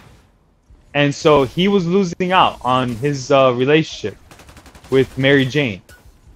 Mary Jane wanted to advance herself, go to college, and, you know, find people who had, you know, been able to do well enough in high school and be able to afford college and have resources. Because, like I said, guys, the only reason I went to college and I had no debt was because I had programs that paid for me, scholarship-wise. You know, I had a scholarship program that paid for my college. If I couldn't do that, then I wouldn't have been able to go to college. So, I know for a fact that, you know, being able to go to college shows that you have access to resources. And I don't blame Mary Jane, and then at one point Peter and Mary Jane were arguing because Mary Jane she was going to college, and, you know, the long distance thing, she was basically breaking up with Peter because Peter didn't have resources to go to college. And so in the movie though, Peter like he ended up trying to do this scheme where he was gonna steal money so he could afford to like move to the city to stay with Mary Jane. And it didn't work out. It really didn't work out. But you know, the idea is real simple. You know, it just relationships, they require a lot of love. They require so much love and time and energy. And by default, they require a lot of resources. Like the love, the energy, all the time and effort, those are things you have to put into it. But by default, if you don't have resources, by default, the relationship is gonna fail. It's gonna fail. I'm telling you, I've witnessed that with my own parents. I've witnessed that. A lack of resources means that the relationship is mortally wounded from the beginning. And so I know I don't want to be in a position where I'm with someone and then all of a sudden they throw the idea in my face that without them I would be a homeless bum. You know? I don't want to put a woman through that where they fight with me and then they throw that in my face. You know, I'd rather, you know, I'd rather that woman just find a partner that has a lot of resources too, and that they're both very resource safe. They both have their own retirement plans. They both have their own resources, and so that they don't need each other. You know, because a relationship shouldn't happen because one person needs the other person. It should be a completely optional and side benefit. You know, like by default, everyone should just be okay and comfortable by themselves for their entire life without a relationship. And a relationship is a bonus. It's not a necessity. That's how I feel. So I would be incredibly embarrassed because I've already been warned that women, not that it's only about resources, because obviously it's not only about resources, but that women, a relationship, a good, happy relationship requires a lot of resources by default. Not that it's the only thing that matters to a woman, but that it is incredibly important. It is a hard requirement. So I've never made more than $10,000 in a year in my life. I'm 30 years old. I've been working since I was 17 years old. Okay? I've been working on and off since I was 17 years old. I've never made more than $10,000 in a year. There is no way I'm fit to have a relationship. There is no way I'm fit to have a relationship with anyone. There's no way that I'm fit to be a father. There's no way I'm fit to do any of that stuff. You know? To be quite honest, like, in a way, like, I don't know, like, my parents accuse me of being very lazy. They say that I don't want to work because I'm lazy. Not because I'm burnt out, but because I'm lazy. And if that's the case, then you know what? I think it's better for the whole world that I don't have kids anyway. Because guess what? That's going to ensure that only the hardworking people have kids. Only hardworking people have children. Because I messed up, guys. I worked really hard in high school. I was valedictorian. Okay, so I know I can work at stuff, but that doesn't pay the bills. Being good at school doesn't pay nothing. You feel me? Being able to be educated doesn't pay anything. the idea was that it's supposed to help you get into the right place to get a job, to get paid. But in and of itself, it does not actually guarantee you're going to have a good life with resources. Just because I graduated college doesn't mean I'm somehow guaranteed or I'm supposed to have, you know, a job that pays well. You know, it doesn't. It doesn't prove that. You know, it doesn't prove that at all. So, but it's okay. Like I said, I think in a way, if I never have kids, which I mean literally, the way things are looking, I don't even deserve to have a family anyway. I'm way too poor. The idea is pretty simple. Okay? It's pretty simple. At least my genetics won't be a problem for future generations. My laziness won't affect anyone in the future. It will be less resources that will be used up to safeguard humanity in the future. You know, that at least I'm doing the world a favor by not having kids. You know, I'm making the world a better place, because if I can't manage to get a job that pays me well, if I can't be a boss, okay, then I shouldn't have kids. Okay, if I can't be a boss, I shouldn't have children.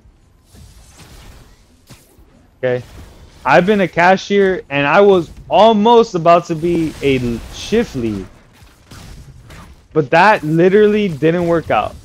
And I just feel like everything works in a particular way because Jesus Christ is real. And so look, Jesus didn't have children either. You know, Jesus didn't have kids.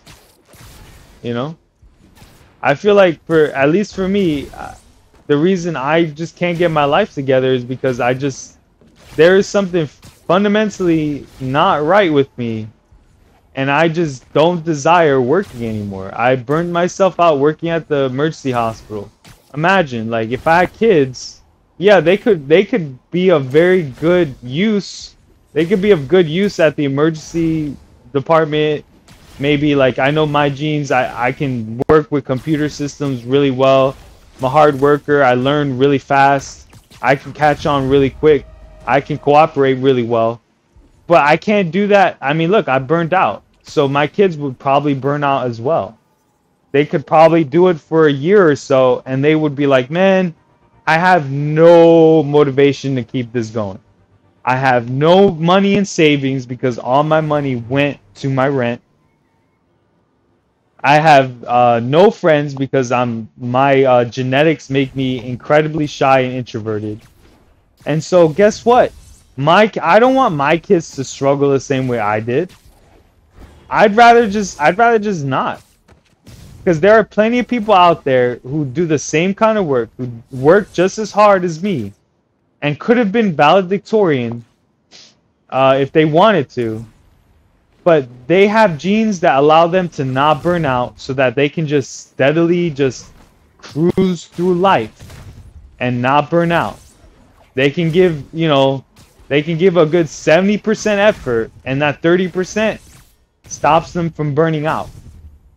But I have the wrong type of genes where I work too hard, I burn out myself too quickly, and then I'm of no use to anybody after a while. And that isn't what is going to keep humanity going. It's not, you know? So, you know, if and truly, I don't think I deserve to have a relationship unless I could be a boss of some sort, you know? And trust me, I'm at the mercy of way too many entities in my life right now to ever feel like I'm actually able to take care of myself and take care of my own people.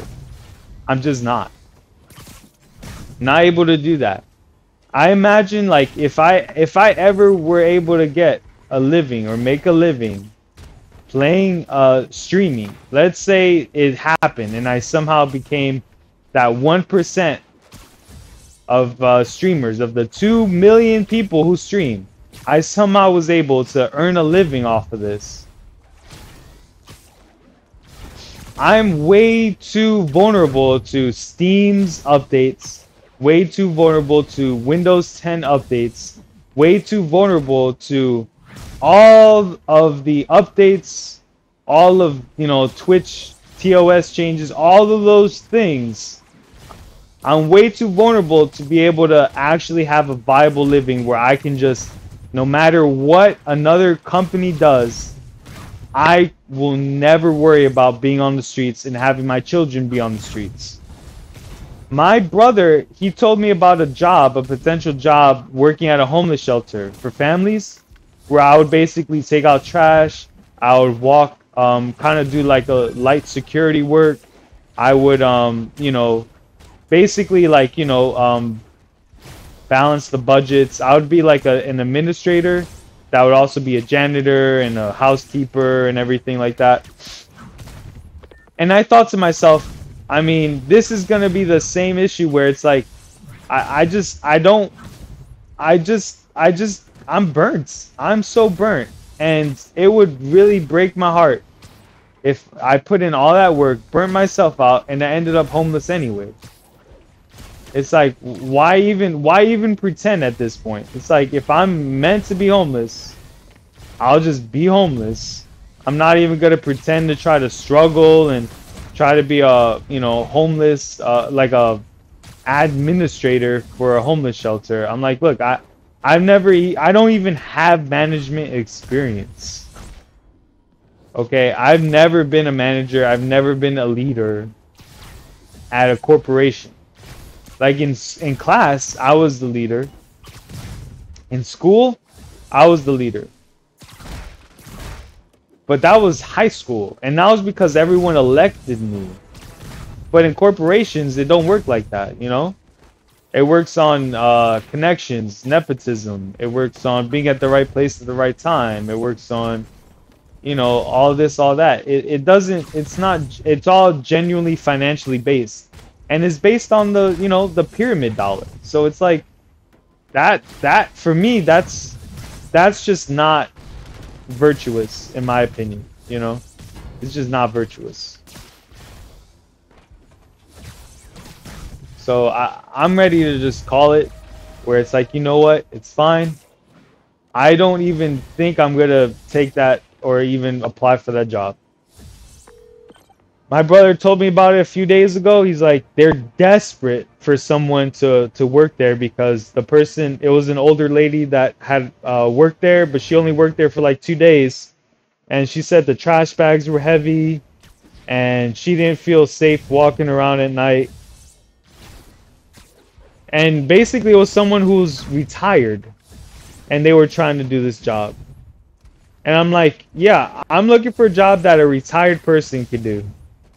Because I'm basically retiring myself. I'm retired. I'm an old soul. I have basically retired from like the grind. I don't grind. I don't struggle for anything. I'm basically a retired person in a 30-year-old person's body.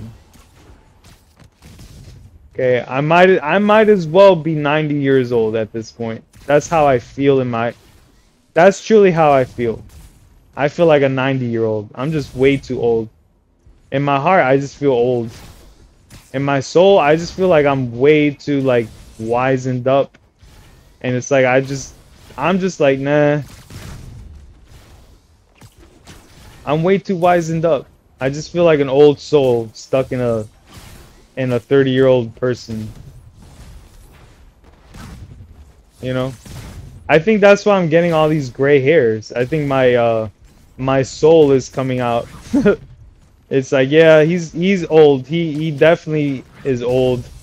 But he's only 30, but we'll give him all these gray hairs anyway.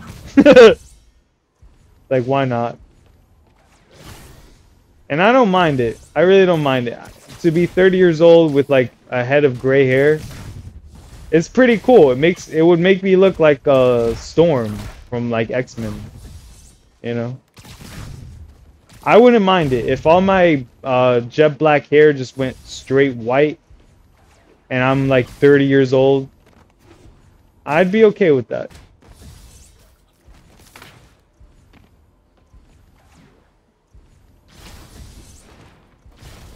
You know, I'm just too wizened up. I'm like, you know, I'm just too wizened up.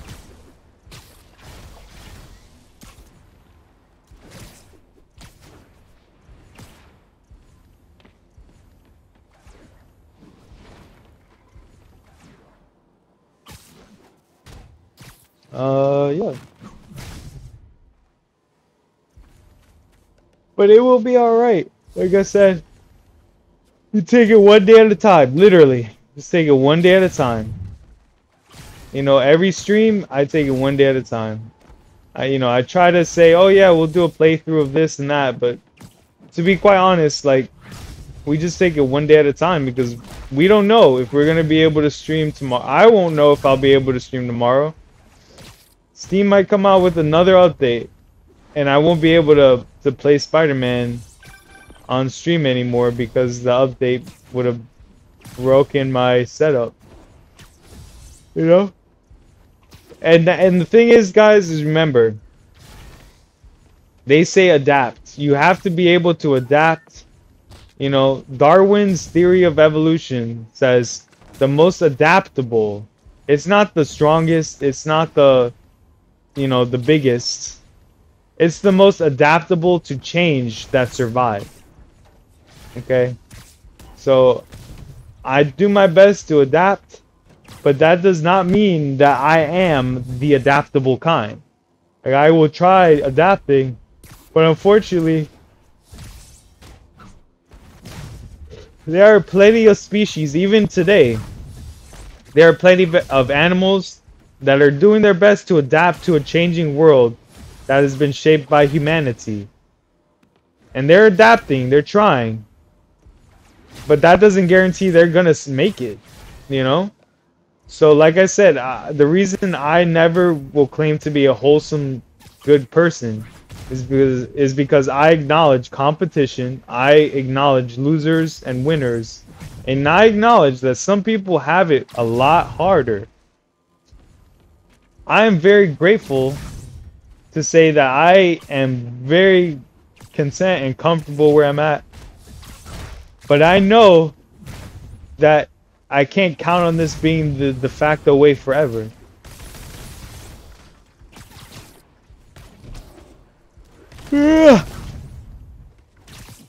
Can't count on it. So, yup.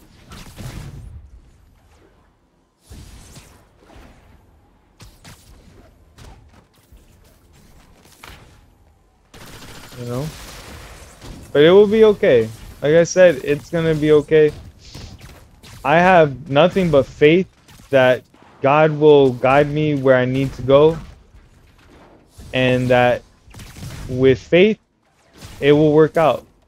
And luckily for us, guys, we don't live forever. We don't have to put up with living and survival for more than 100 years, you know? It will be okay.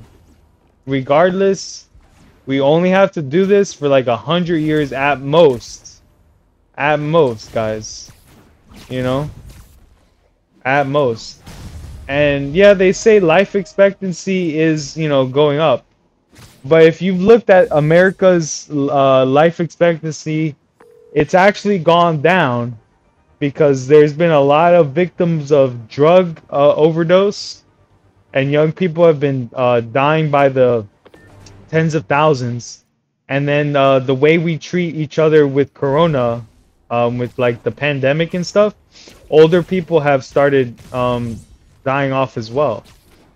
So, you know, all I can say is that, you know, we don't have to put up with our life forever. We just have to do our best to live it as best as we can.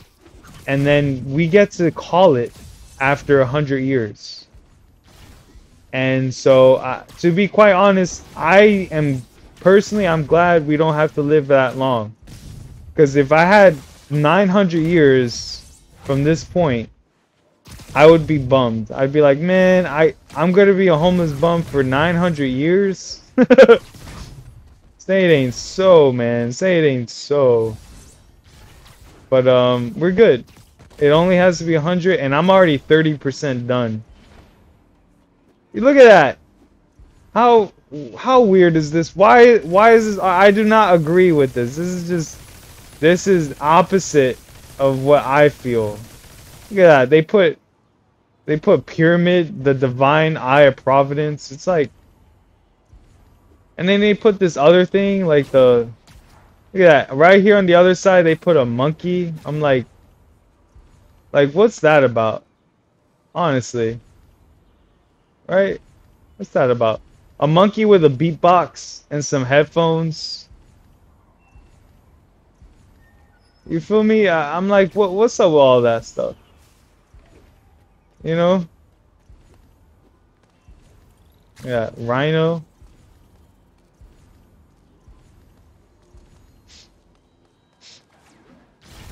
Like I said, I personally, it's like for me, I know that you know, use of monkey is potentially a racist thing.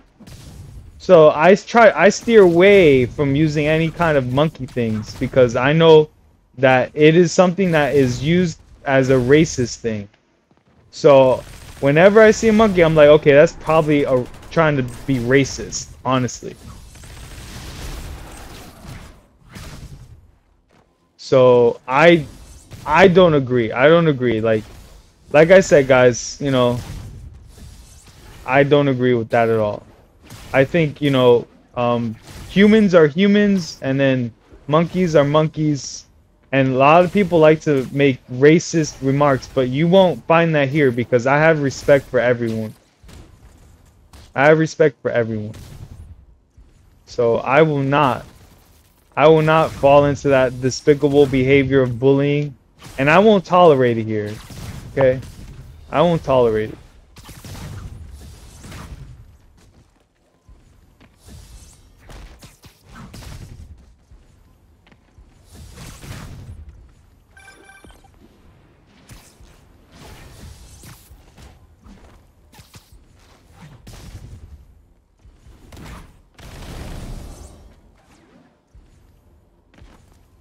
So whenever they, you know, it's like whenever they try to, you know, dress up monkeys and stuff, I'm like, that's messed up.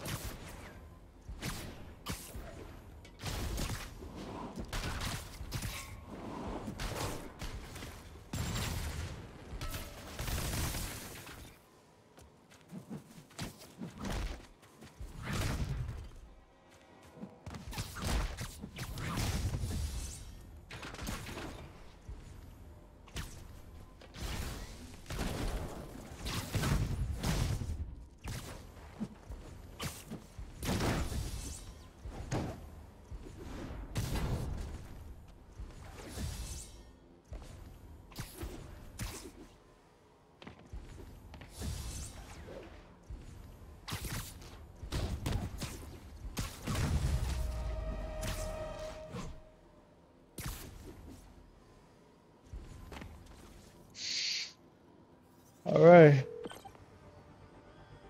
All right, let's go to the next spot. In fact, I'm thinking let's go to the DLC. Oh, mission active. Why? Oh, okay. We go to the DLC. Boom. Yup.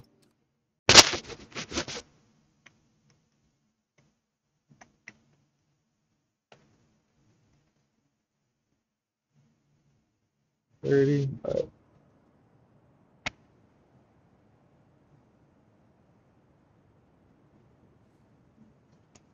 Alright, guys. We're gonna keep streaming, but I'm gonna go mic this for a bit.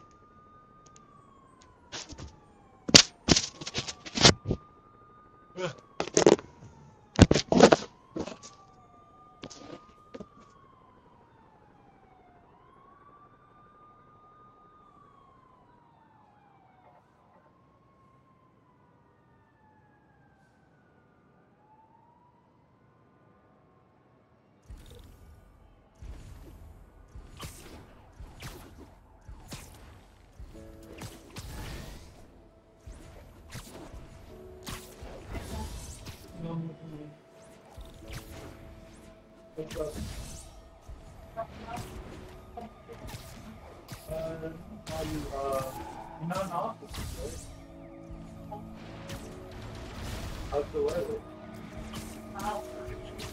For real, what? Like upward.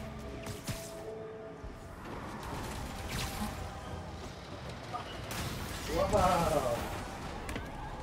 You can get the beginning snow?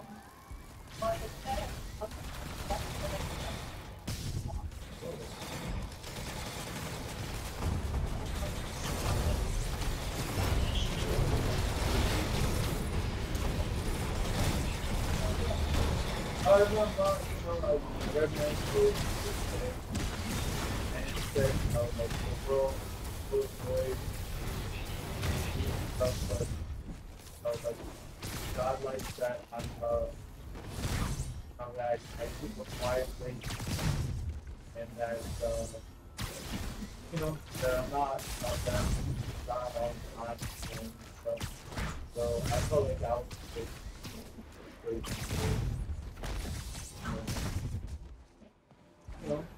Right? Good.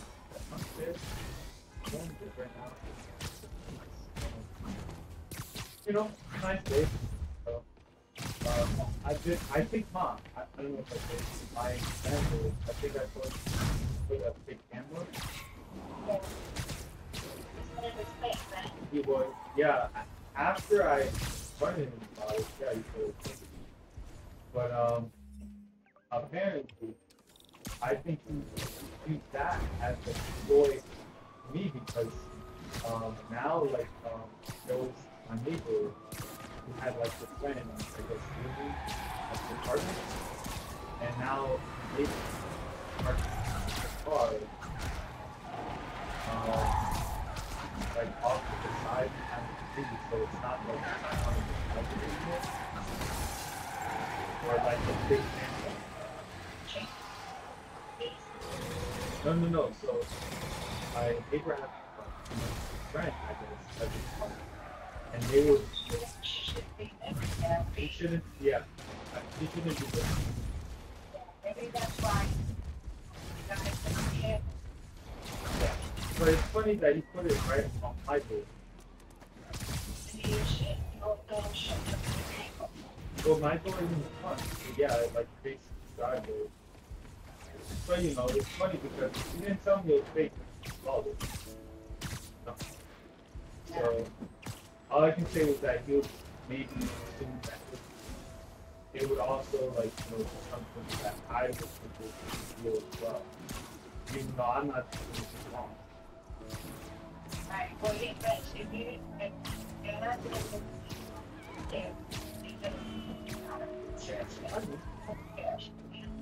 no, I know. It's none of my business. It's none of my business. It's like,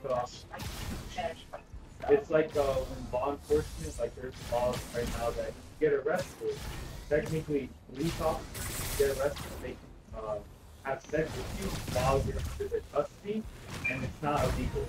So because it doesn't happen to me, I've never been arrested. I don't have to really, basically, you know what I mean?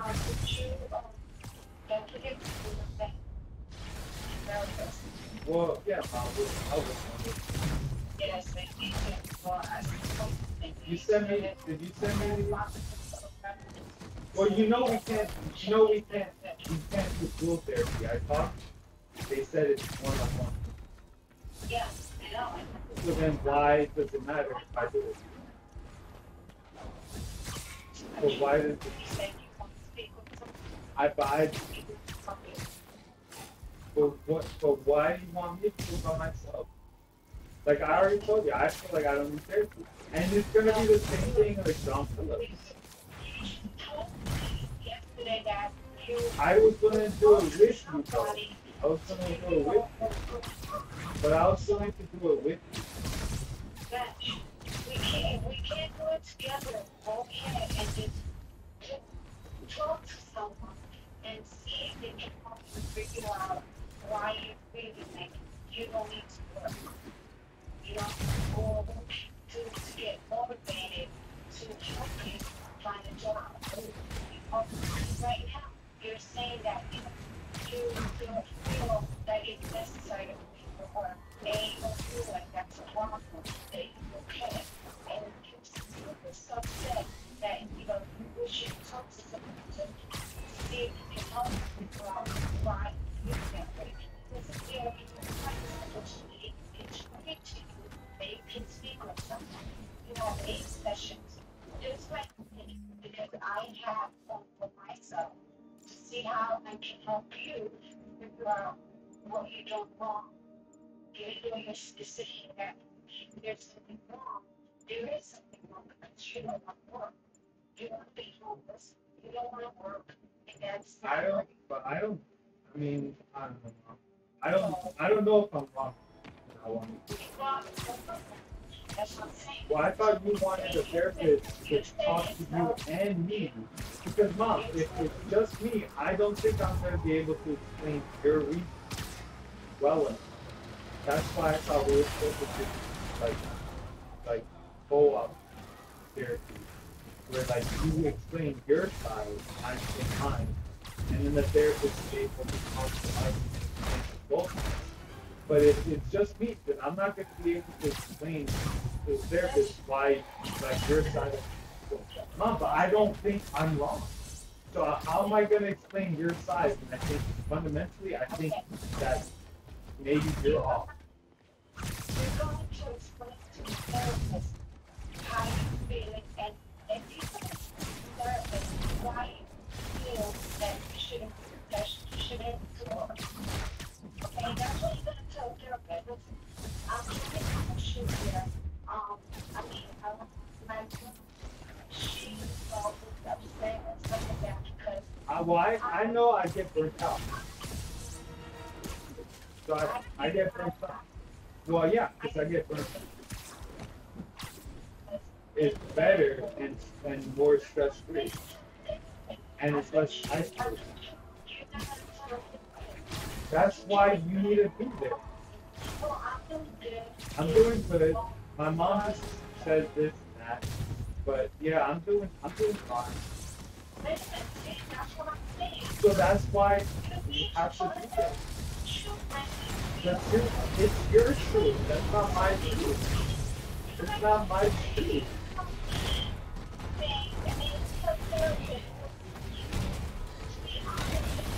I'm telling you, Mom, I'm being honest with you. I don't see the problem. I honestly don't.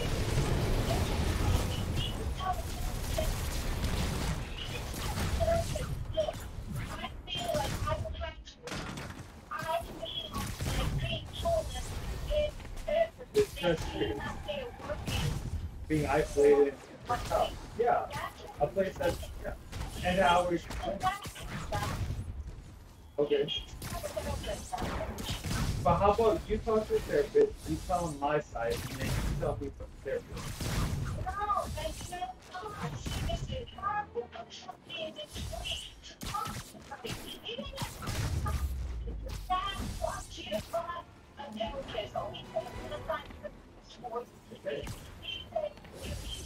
Okay. I'm willing wherever you guys want.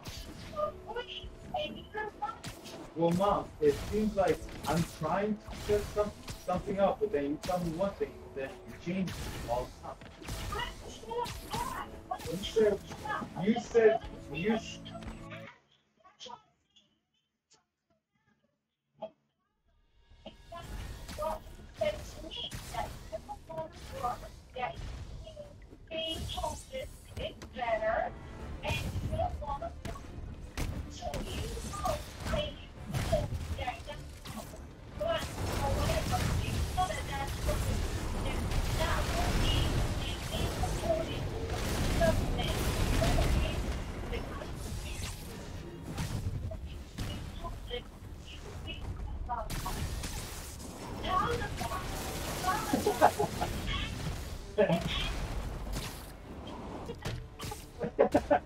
and what do you think they're gonna say?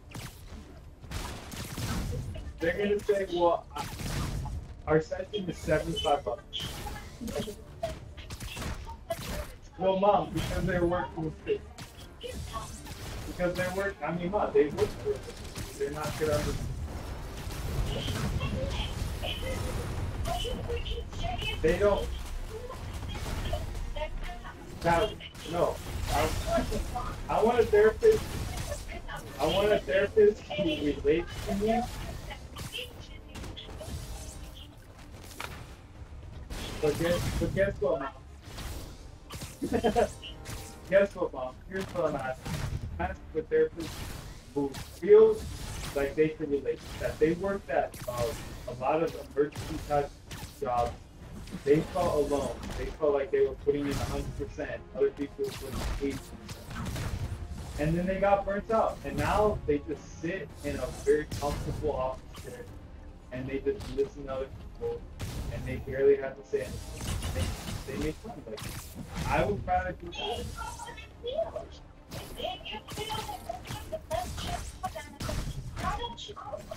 But that's the thing, Mom. There's something happening where every time I try to find a job that a pandemic happens or something, or my sister ends up having some terrible attitude. Well,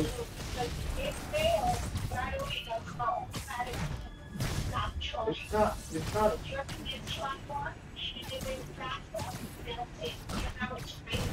I'm not trying that thing. I'm not trying that thing. I'm smart. If I get burned, I'm fine. It only takes one time for me to try. I take that again and I put myself like that again.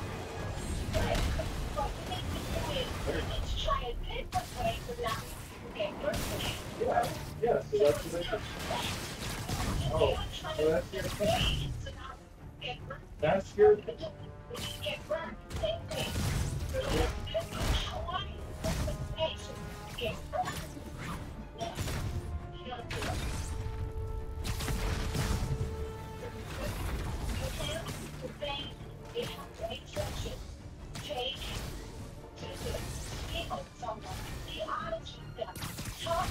You're the boss. That's all you're doing.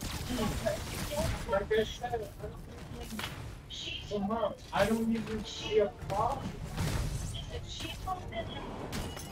I don't see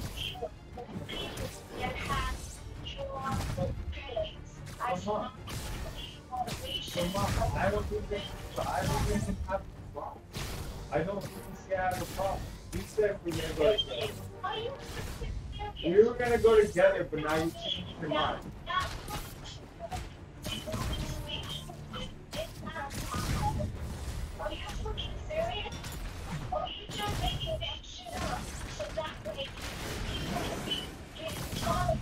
I'm not. Mom. Mom. Like I said, Mom, I don't care. I really don't care how long at all. I just don't care. But mom, I wouldn't even be doing it because I believe I'm doing it because mom is doing it. I'll tell the therapist. Okay, look, I really don't care, about any of this stuff. My mom is the one who's making it. But I think I'm just acting. I'm just acting. I'm reacting logically to how the world works. I'll tell them that I have a problem with something, and we offer 2 days a week. I'll tell them that I'm pretty much tired of CEOs getting paid 300 times more than their lowest paid employees. I tell them that I don't really care to work hard to get 3 pieces of paper that have an Egyptian pyramid. That I just don't believe in the money, the power of the pyramid dollars. I'm gonna tell them that. Be like, look, I really don't care to work for this stuff. But mom, look, to be quite honest, I'm just gonna need you to put in more time. You're not gonna be able to do the counseling with me, like you promise. Then I mean, you're gonna have to set it up.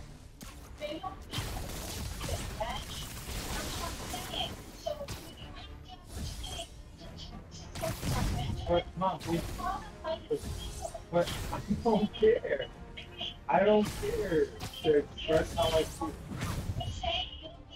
I don't. I am. Everything is fine, honestly.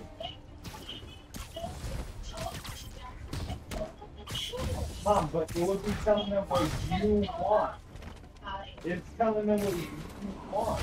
And I really, if you're not, look, if you're giving up and you're saying, no, I don't even want to do counseling, even though I promise it, it's fine.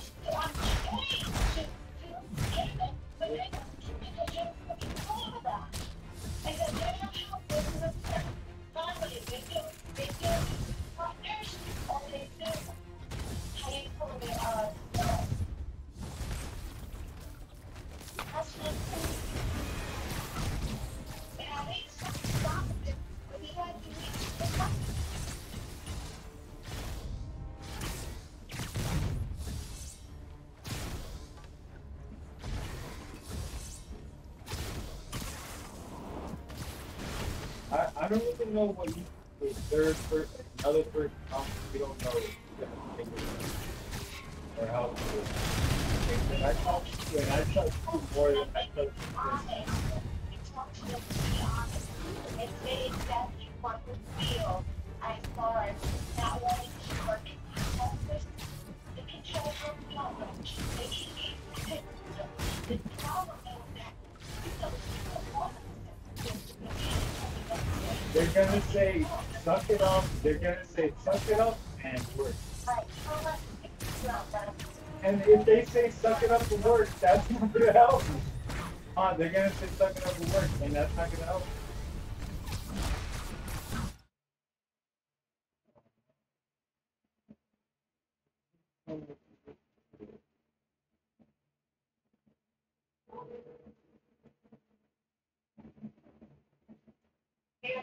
You didn't tell me where you could take.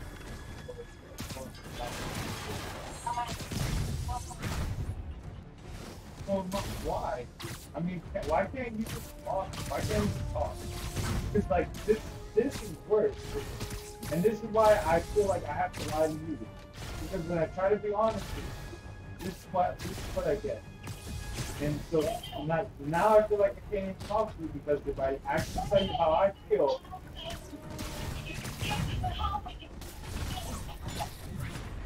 I'm doing okay. There are definitely other people that, for other people need those therapists. I don't. I'm not struggling right now. I don't need the therapist. It's like So I'm trying to be honest with you, and then say, you end up not wanting to talk to you. And then say, okay, should I just keep calling you up? Should I just stop calling you? Because I feel like maybe that's what it is.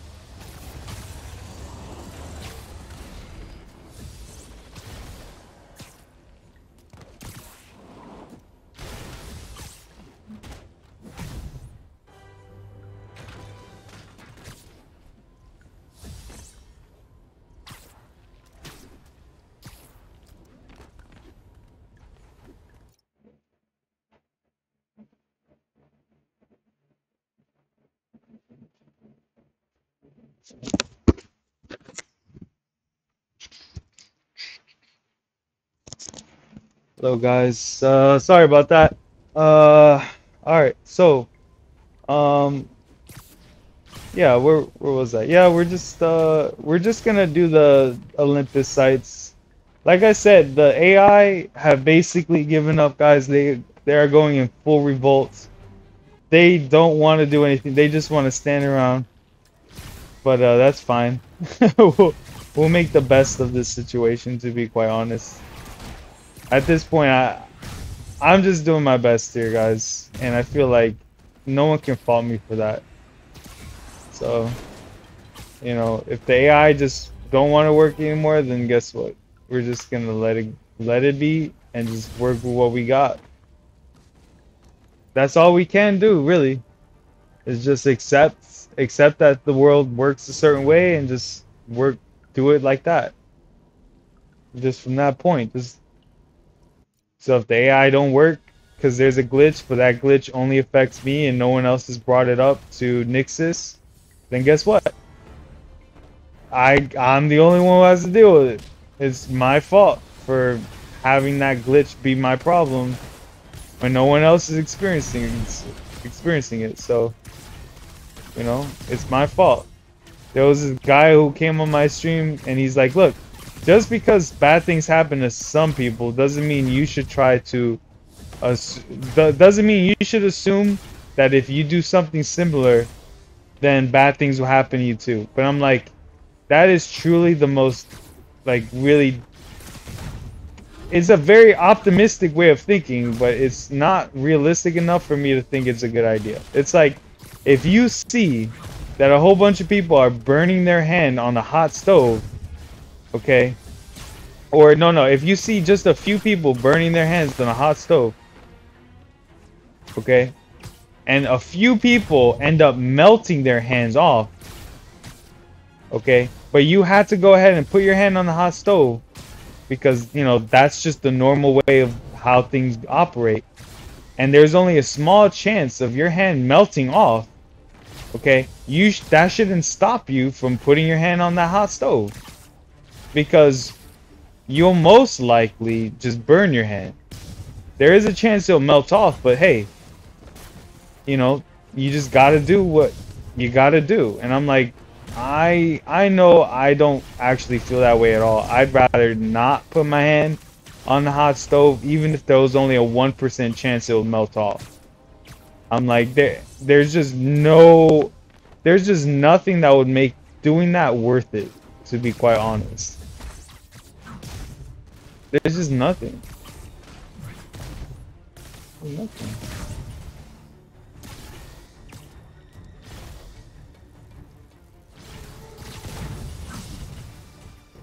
I just gotta pray, guys, and I just pray. I really hope that God helps me out.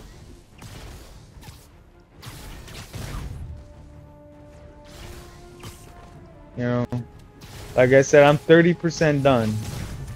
You know, and who knows? Who knows? Like I'm assuming I get to live to be 100. Who knows if that's the case? So I say there's a 50-50 shot that I actually get to be 100 years old.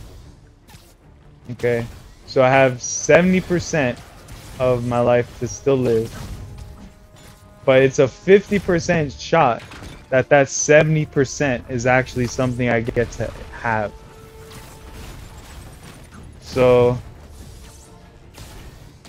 technically there's only like a, what, you multiply them, it's like a 35% chance that I get to experience 70% of my life, given that, you know, it's a 50% chance that, you know, you might live or die on a given day. Either you're alive or you're dead, right? So that's a 50-50. So you either find yourself alive on a day or you find yourself dead on the day. And there's a 50% chance that could happen either way. I mean, even if I'm sitting safely at home, like, that doesn't mean that my life is safe. Anything could happen. So I don't take anything for granted. I'm like, okay, well, can't really do anything except just appreciate what I got. And when I appreciate what I got, I have a very good sense of calm, easiness, tranquility, and that allows me to just relax instead of like stressing over stuff that I can't help. So I just accept it for what it is. And when I do that, my parents call me lazy. I'm like, just because I have a profound peace and comfort, and I'm grateful for what I got, and I don't really want to make any moves because everything is so perfect right now for me, does not mean I'm lazy. It probably just means I'm smart.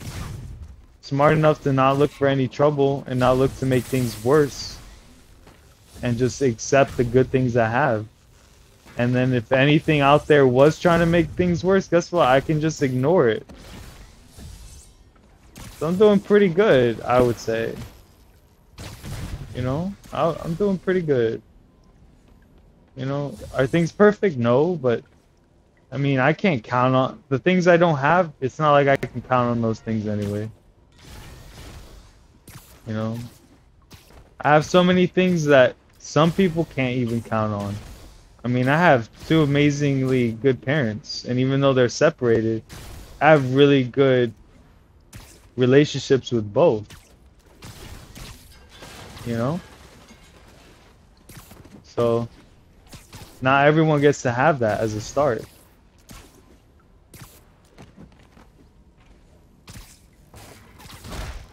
So,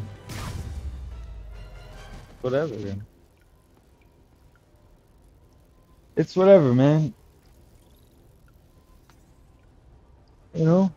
To be quite honest, I might start listening to like beach ambiance and just start practicing how to like what to expect out there on the beach, you know? It's like I'll be able to see the birds, the fish. I might even be able to spot dolphins out there.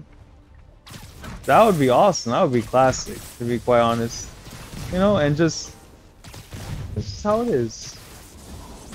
And just honestly and just enjoy my time being outside in nature, you know?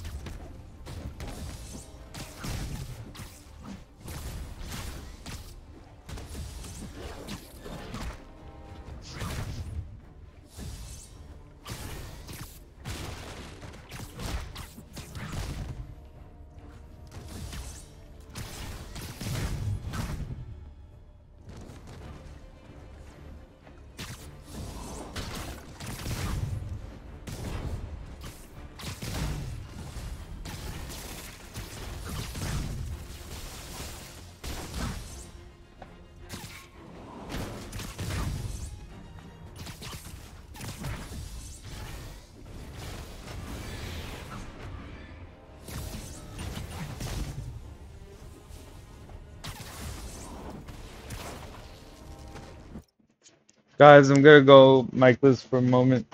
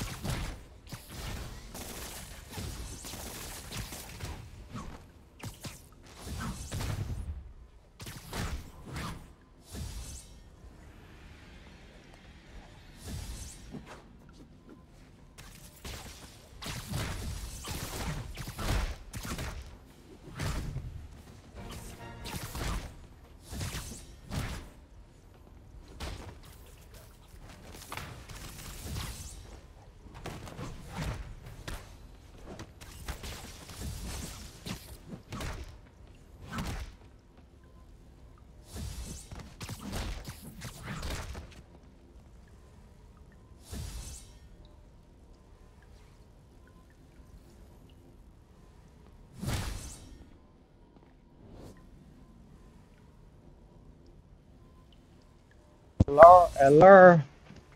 Hi guys. Sorry about that. I had a call thing, family stuff. But yeah. So anyways, this is glitched. I don't know what's going on. I've never had this happen, but anything's possible when the AI stopped working.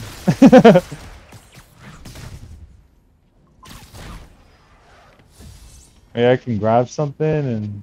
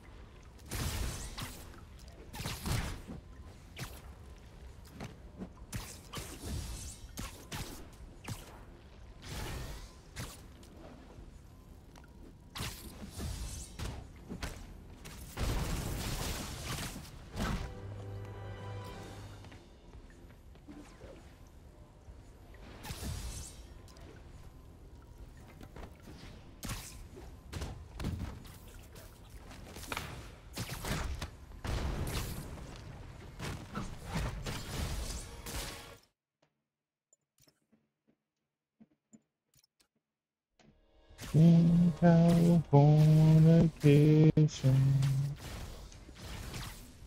Dream of Californication.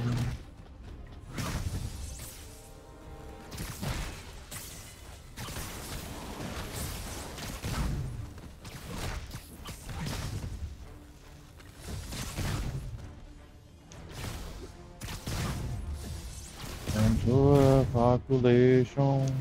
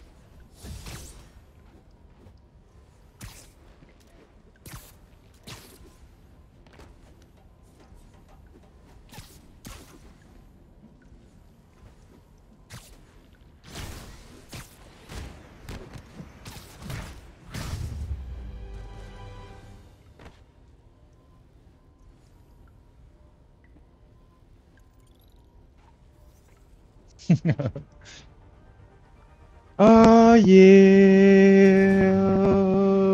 Wow, can't believe it's been 3 hours. Just flown like nothing. It's only 11:18. It's still morning. It's not even afternoon for me yet, guys. It's still pretty early, bright and early.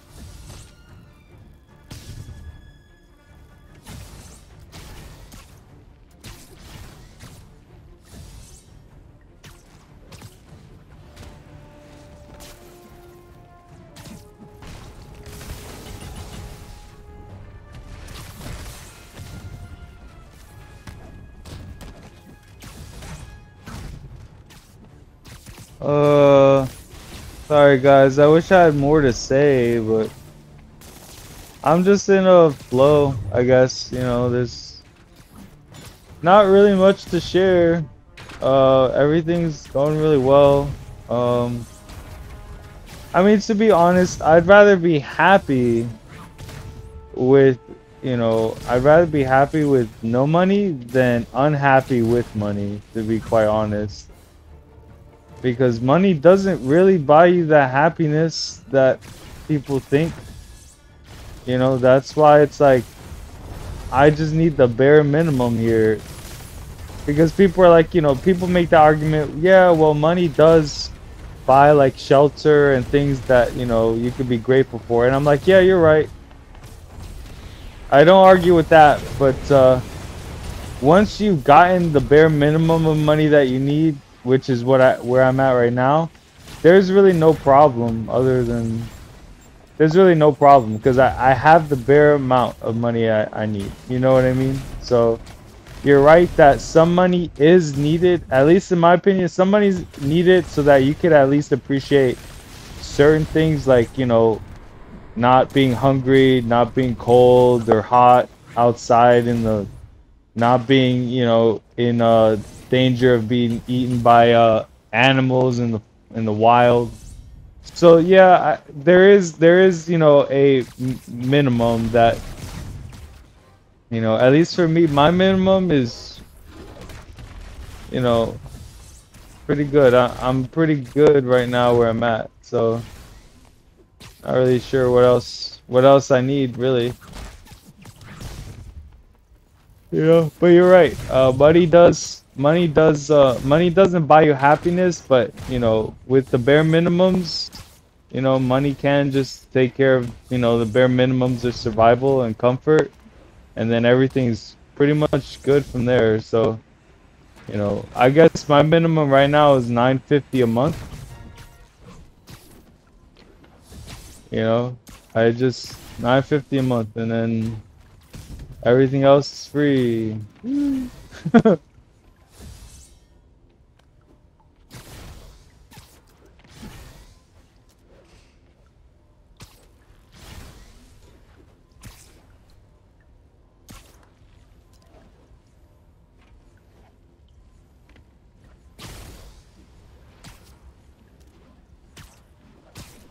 Oh, I think it might be that glitch guy.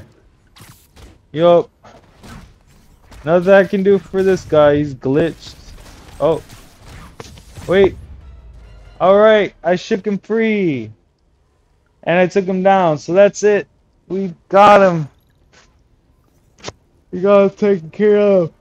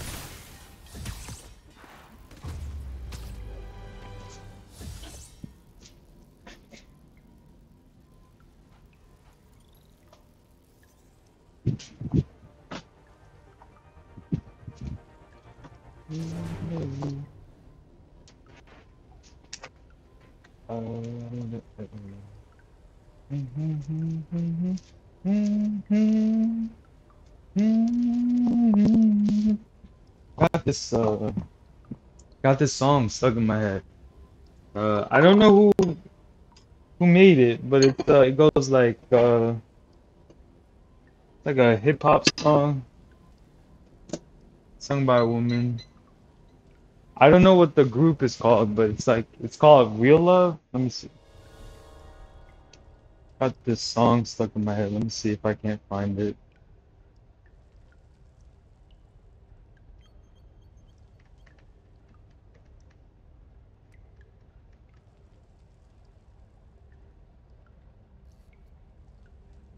Oh, it's by Mary J. Blige.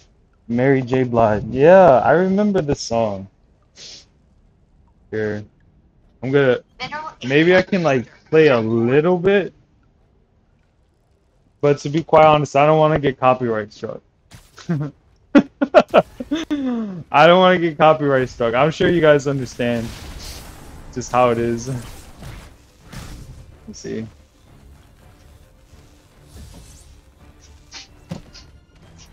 Yeah. Mm-hmm.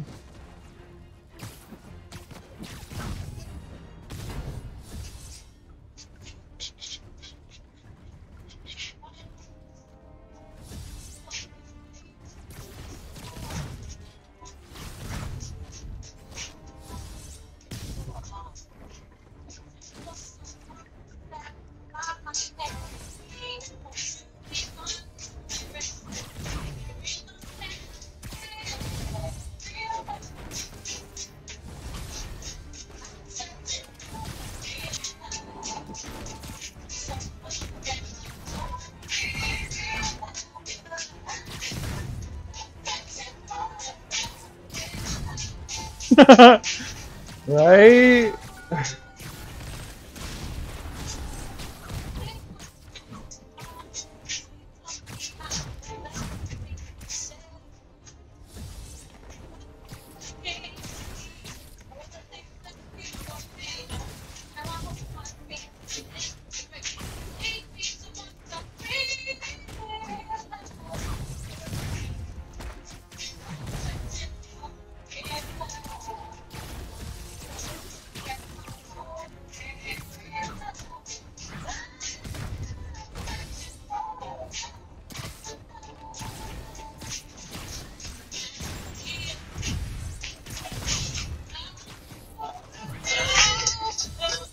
What a song. It's called Real Love by Mary J. Blige. It's stuck in my head. Growing up, I grew up in New York City, so I'm not kidding. I grew up in New York City. Exactly where Spider-Man's based. Exactly where Spider-Man's based. So yeah. I'm definitely not joking. It's for real, for real. But yeah, I grew up a lot. I grew up around a lot of like different types of music in New York City. So it's definitely cool to just have like flashbacks of like songs that I grew up with listening to on the radio or just like hearing on the street, you know? Good times. It's really good times.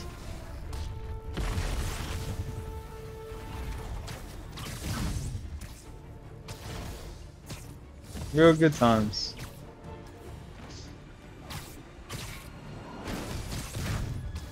But yeah. So real love. Real love. Mm-hmm.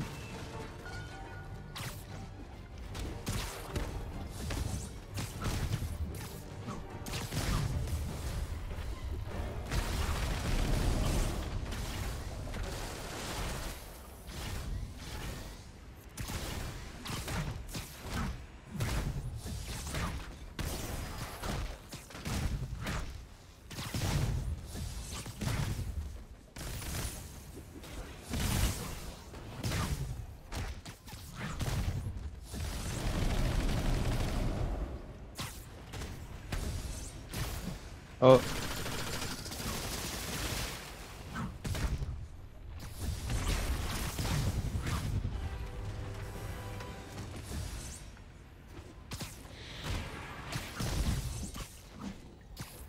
Put me up. Got that song stuck in my head. Oh.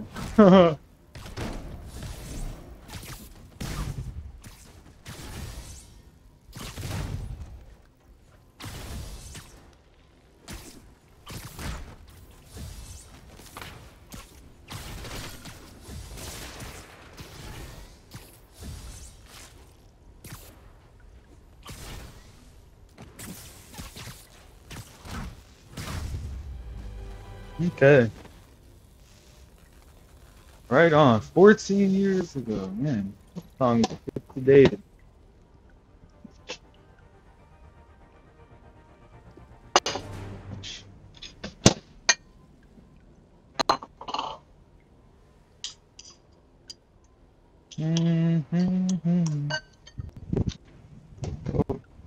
Sorry guys. While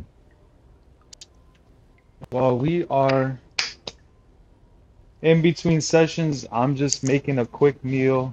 We'll get right back to it though. I'm gonna just let this sit, but I hmm,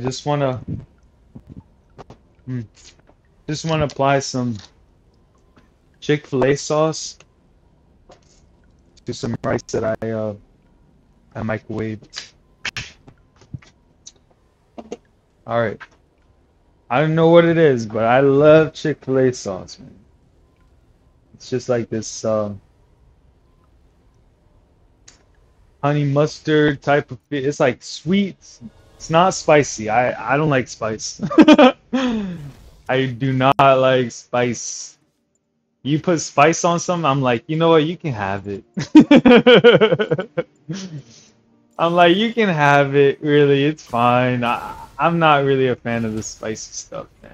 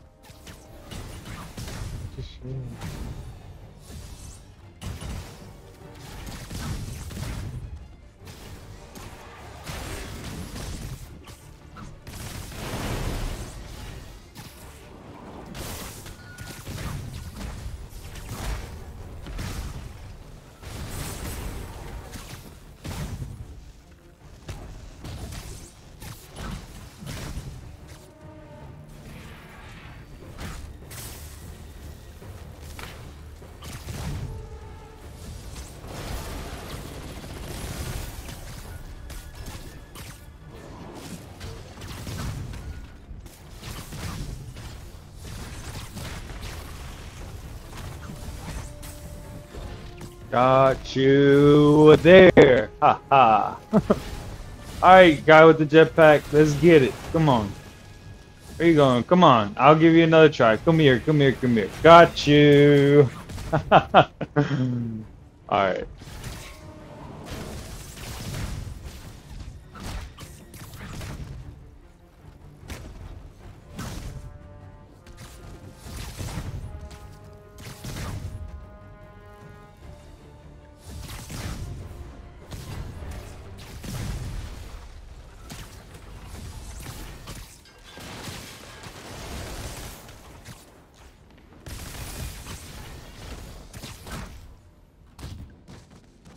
Combos all day. Whether the AI want to or not. He does combo.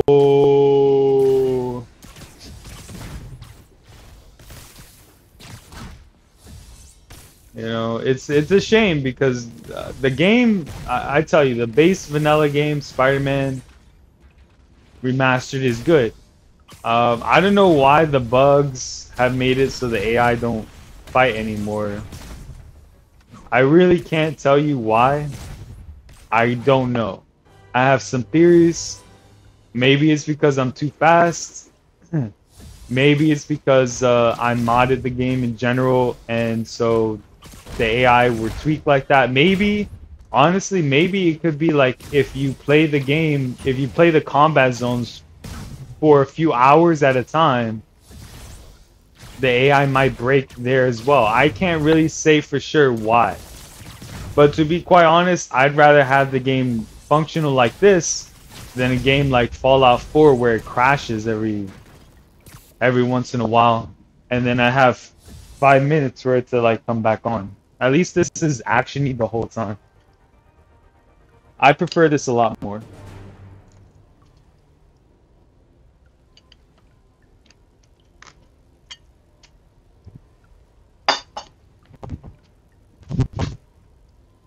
Mm. Guys, I love juice. Now they say for a healthy diet, you need to juice your vegetables and eat your fruits. But I love juice.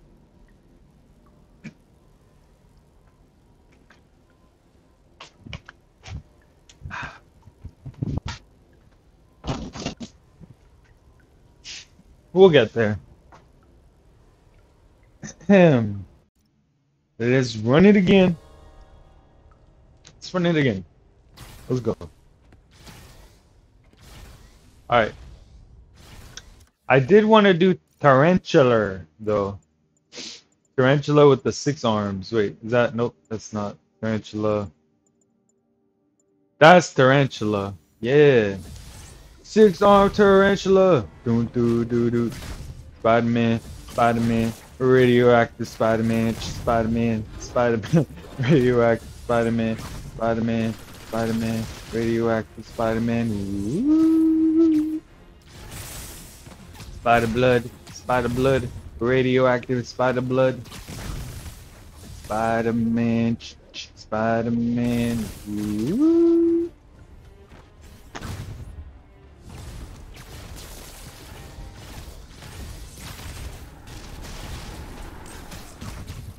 Spider blood, radioactive spider blood, spider blood.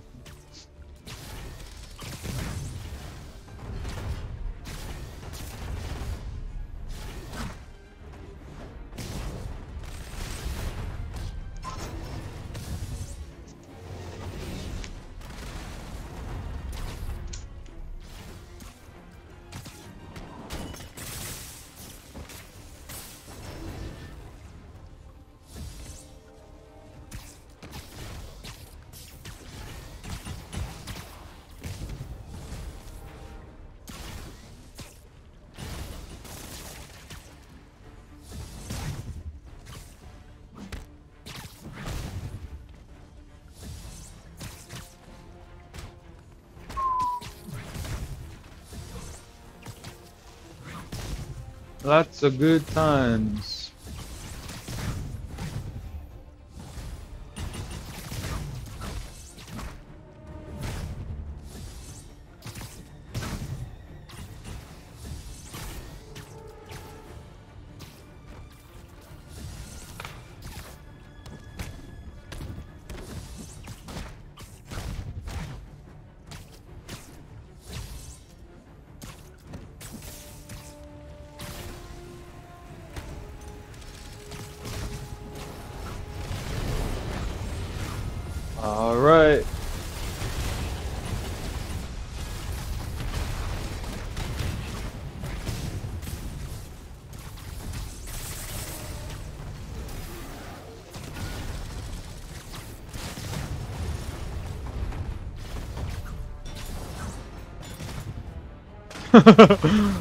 Oh man.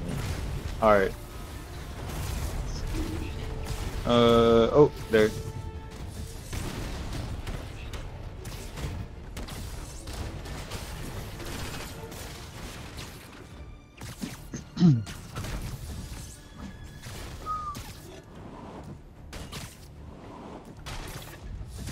So guys, let me recount to you like there was this story, like a story I remember reading in school, and I don't know, I don't quite remember what it's called. I know I have the story somewhere, but basically it's like there's, you know, these kids and they it's like the future, and in the future humanity colonized Venus, and the terrain of Venus, the atmosphere of Venus is such that it's pretty much sunny all day, every day for decades, right? And then every once in a while, there's like an alignment of planets where it's like it rains, because in Venus it doesn't really rain. It's always sunny. But every once in a while, like once in a lifetime event, there's like a rainstorm. And these kids, these children, they were in class, right? And there was this one girl, and she was bullied in her class. The rest of the students kind of like made fun of her.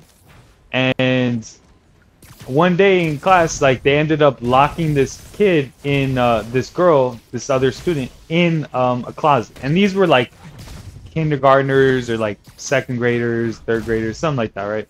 Anyways, these kids locked her in, and then they locked her in at the worst time, because at that time was the planetary alignment, the once in a lifetime, once in a generation event where rain could be witnessed by humans who lived on Venus. And the kids locked her in the closet, and they went outside and they played outside in the rain, and they forgot about this girl who was locked in the closet. And they played until the rain left, and then when they came back, they realized they forgot about this girl. Let me see if I can children's story, Venus, rain, girl locked in closet. Okay, let me see if I can find it, because the premise is so unique. A Girl Locked in a Cupboard. It's by Ray Bradbury. All Summer in a Day. And yeah. It's got to be this. So it's an awfully sad story. Margot is locked up. The kids have seen the sun. Oh, okay. So it's the opposite. It's called All Summer in a Day. A short story about human life on Venus by Ray Bradbury. All Summer in a Day. And basically, the sun never comes out.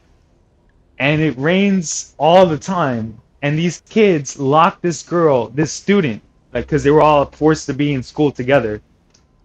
And this girl had been locked in the closet by her classmates, and she failed to see the sun that only comes out once in a lifetime. And it's called Ray Bradbury All Summer in a Day. These are the reasons, guys. Okay, these are the reasons why I would rather homeschool my kids than to have them in public school. I went through public school. Okay, I went through public school from kindergarten to 12th grade public school. Okay, and then I went to a public university.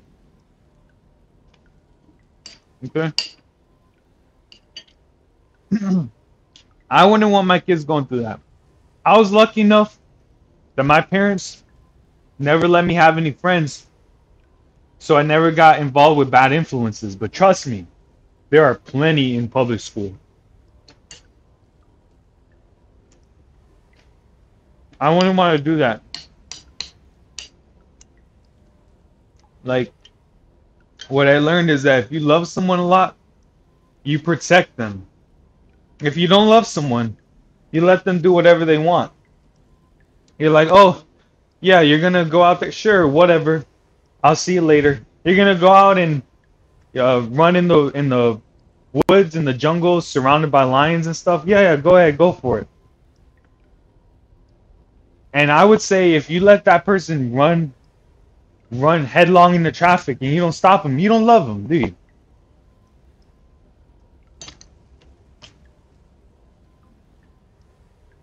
But then it's like, what if you're jealous?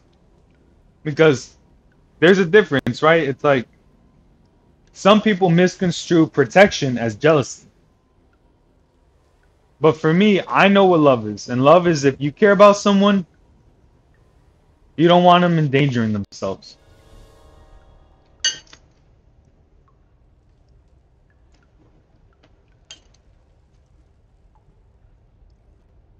So,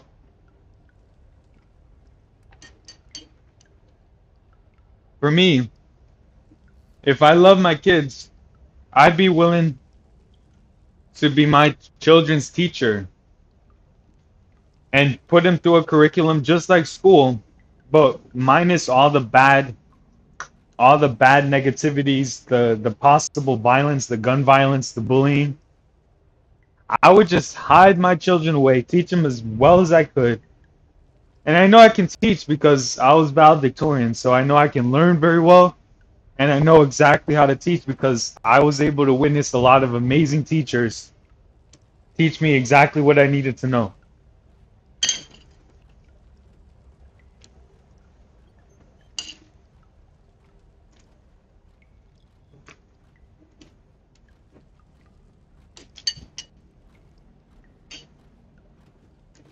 So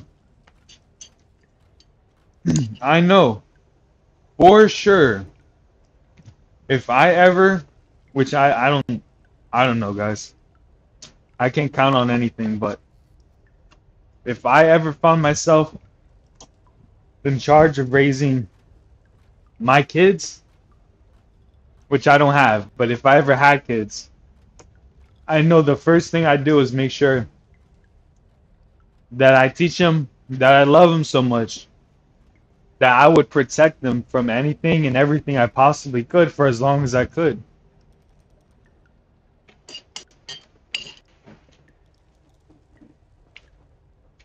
So I remember growing up, we had drills for active shooters where we would have to pretend we all the lights would go out in all the classrooms. The teacher would lock the door, and all the students would hide under their desks. I remember we had to literally practice for those things. I would never ever want to have my children be a victim of that stuff. You know, I feel like it's all a conspiracy, right? All the public schools get so riddled with violence, and then law enforcement, they don't do anything. And so it's supposed to encourage people to stop taking their kids to school out of fear. And then if you stop taking your kids to school, and most people can't homeschool their kids because it's a survival thing. It's intended that you can, even if you own your home, you still pay taxes. Isn't that Isn't that funny? Even if you don't take your kids to public school, they charge you taxes so that other kids could go to public school. But then they make public school so scary because they have gun violence and all the time in public schools now.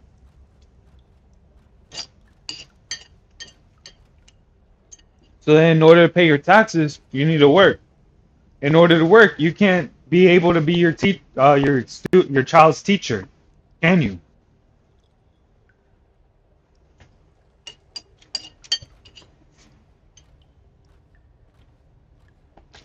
I don't know.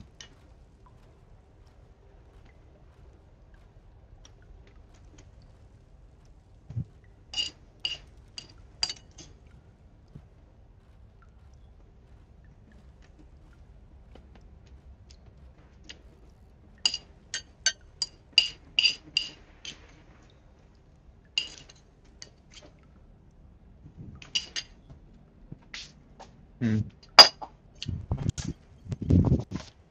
Pardon me, guys. I'm just having a quick bite to eat.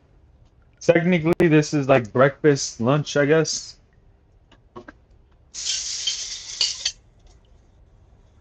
So, one of the perks of just kind of having your own show is that I do whatever I want, I guess. And I think one of the best perks of having a show that no one really watches is that I can get away with not even worrying about anything I do.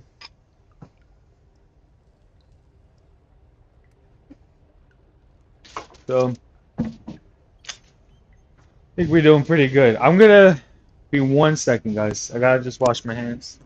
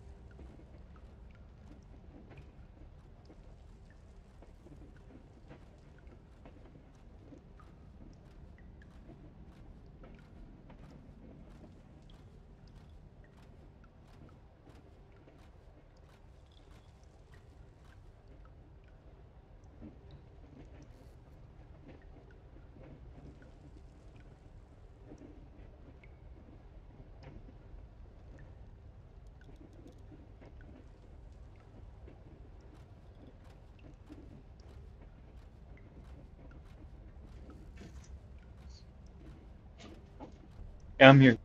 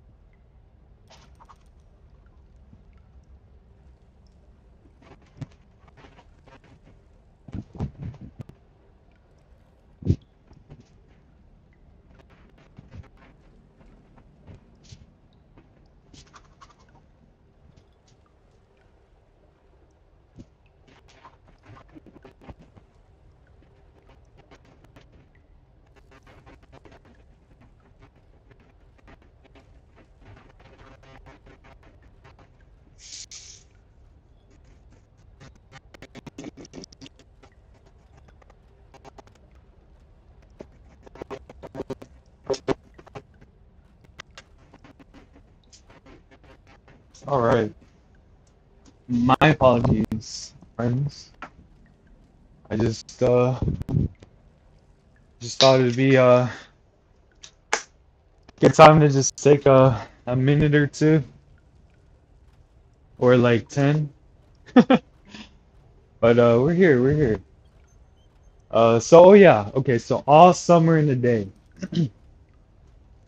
never ever would I want my kids to go through public school. I was lucky that my dad and my mom loved me. Okay. So they protected me, okay? They made me feel as if I didn't need friends in school because at the end of the day, the only people really looking out for me were my family. Didn't matter who was in my class, what class it was, what grade it was. All those people are just people that are forced to be classmates. But my parents taught me a very valuable lesson. Okay? Classmates don't matter. It really doesn't matter. The only people that are looking out for you, that really care about you, are the people working to pay the bills and keep the house up. So, do I feel like I missed out on having friends? No. The one guy that I thought, the one guy who I actually thought was like kind of my friend, who I met in high school, ended up bragging to me years later that he made out with a girl I had a crush on, that I asked out on Valentine's Day. He was the closest thing I had to a friend. And look how that turned out for me. So, to be quite honest, I learned pretty quick from the get-go, friends are not something of a necessity. If you can find a friend who's like genuinely a good person, that's a luxury. But you don't need friends to survive, you know? You really don't. Friends are a luxury. Good friends are a luxury. You can have friends, but most friends they don't amount to not much of anything. And if they ever had a chance to take something that you worked hard for, they would in a heartbeat. You know, you just can't trust nobody. My parents protected me from a lot of people who would like to not see anything except for, you know, like you know, their competition not excel and not succeed. And to be quite honest, I don't care much for competition, because competition means you have to acknowledge competitors. And I don't compete with anybody. I don't acknowledge anybody. I don't acknowledge competitors. It's funny because I guess my dad, he likes wrestling and stuff, so I'll watch wrestling with him. And one of the new people that are like on the top is this guy, Roman Reigns. But you can't, when you say Roman Reigns and when you think Roman Reigns, you have to think Roman Reigns and all of his cousins and family, because the guy doesn't fight alone. He needs at least 1 to 3 people on by his side in the ring every time, every match. He doesn't fight alone. That's why they call him the tribal chief.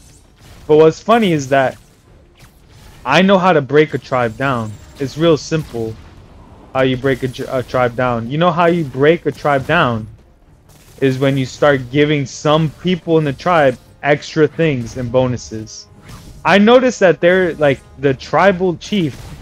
It's an all male tribe. No females in that tribe. And I know why. Because literally the jealousy would break the tribe up. I mean, literally, I see it happening. It's like a tribe where the tribal chieftain, he gets his pick of whatever he wants, and then all the other people are just basically lackeys. But as soon as one of those people in his tribe are like, hey, I found me a good tribal woman, And then the tribal chief is like, oh, I want that tribal woman as part of my harem or something. And then the whole tribe breaks down because now, that's it. Now there's competition. So the tribe only exists if no one competes with the tribal chief. You know? And the only reason they don't compete with the tribal chief is because the tribal chief offers them enough that it is in their best interest not to go against the tribal chief.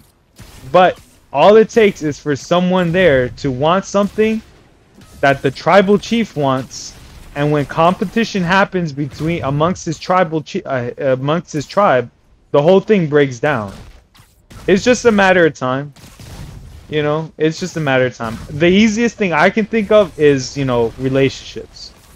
If there's a woman and one of the women inspires one of the tribal followers to, like, you know, spend time with her and not, you know, marauding with the tribe, it's just a matter of time before the tribal chief is like, oh, and then the tribal chief tries to take what was one of the tribesmen's women, and then that breaks down the whole tribe. You feel me? That's why you only see Roman Reigns with his male cousins. You don't see any females around him or around any of the tribe. It's an all male tribe. Okay, it's a tribal sausage party is what it is. You know, that's all I can say, because I literally know that's all it takes. All it takes is some competition amongst his tribe. And, you know, for me at least, one of the easiest examples for what can break a tribe up is jealousy of relationships. You add more people into the mix, and supposedly the tribal chief, you see how much honor he's gonna have. Because that's really what breaks down a tribe.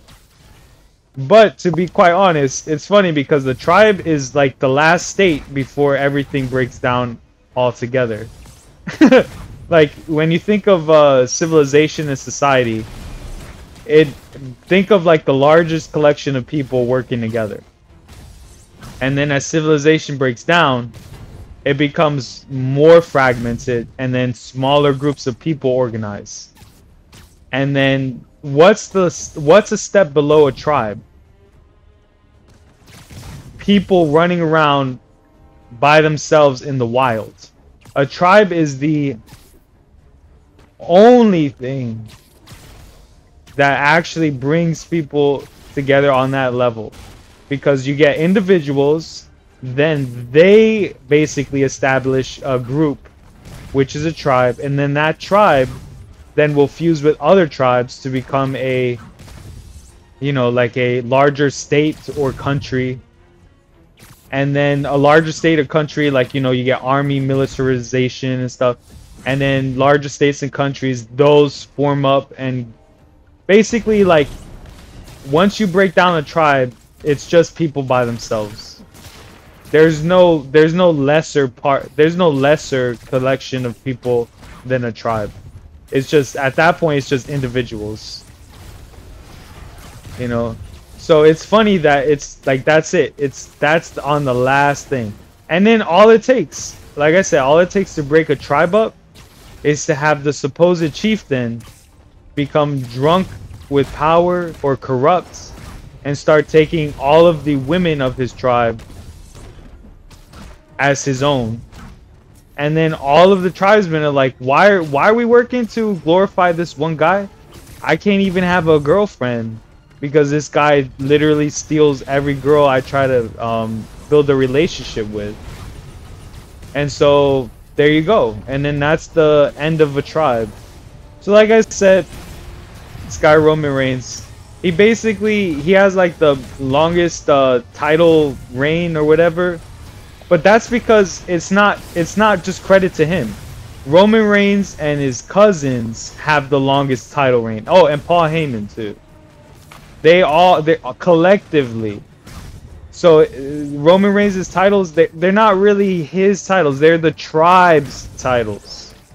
See, that's one of the it's one of the things that some people forget, is that if you call yourself a tribal chief, then you best be ready to share credit and spoils with the tribe. If you don't, then your tribe, they will turn on you. It's not rocket science. That's just humanity. That's just how people are. You feel me?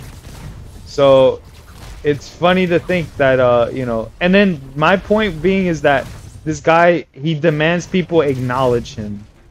He's like, you know, when he comes out and stuff, he's like, acknowledge me, city of blah blah blah.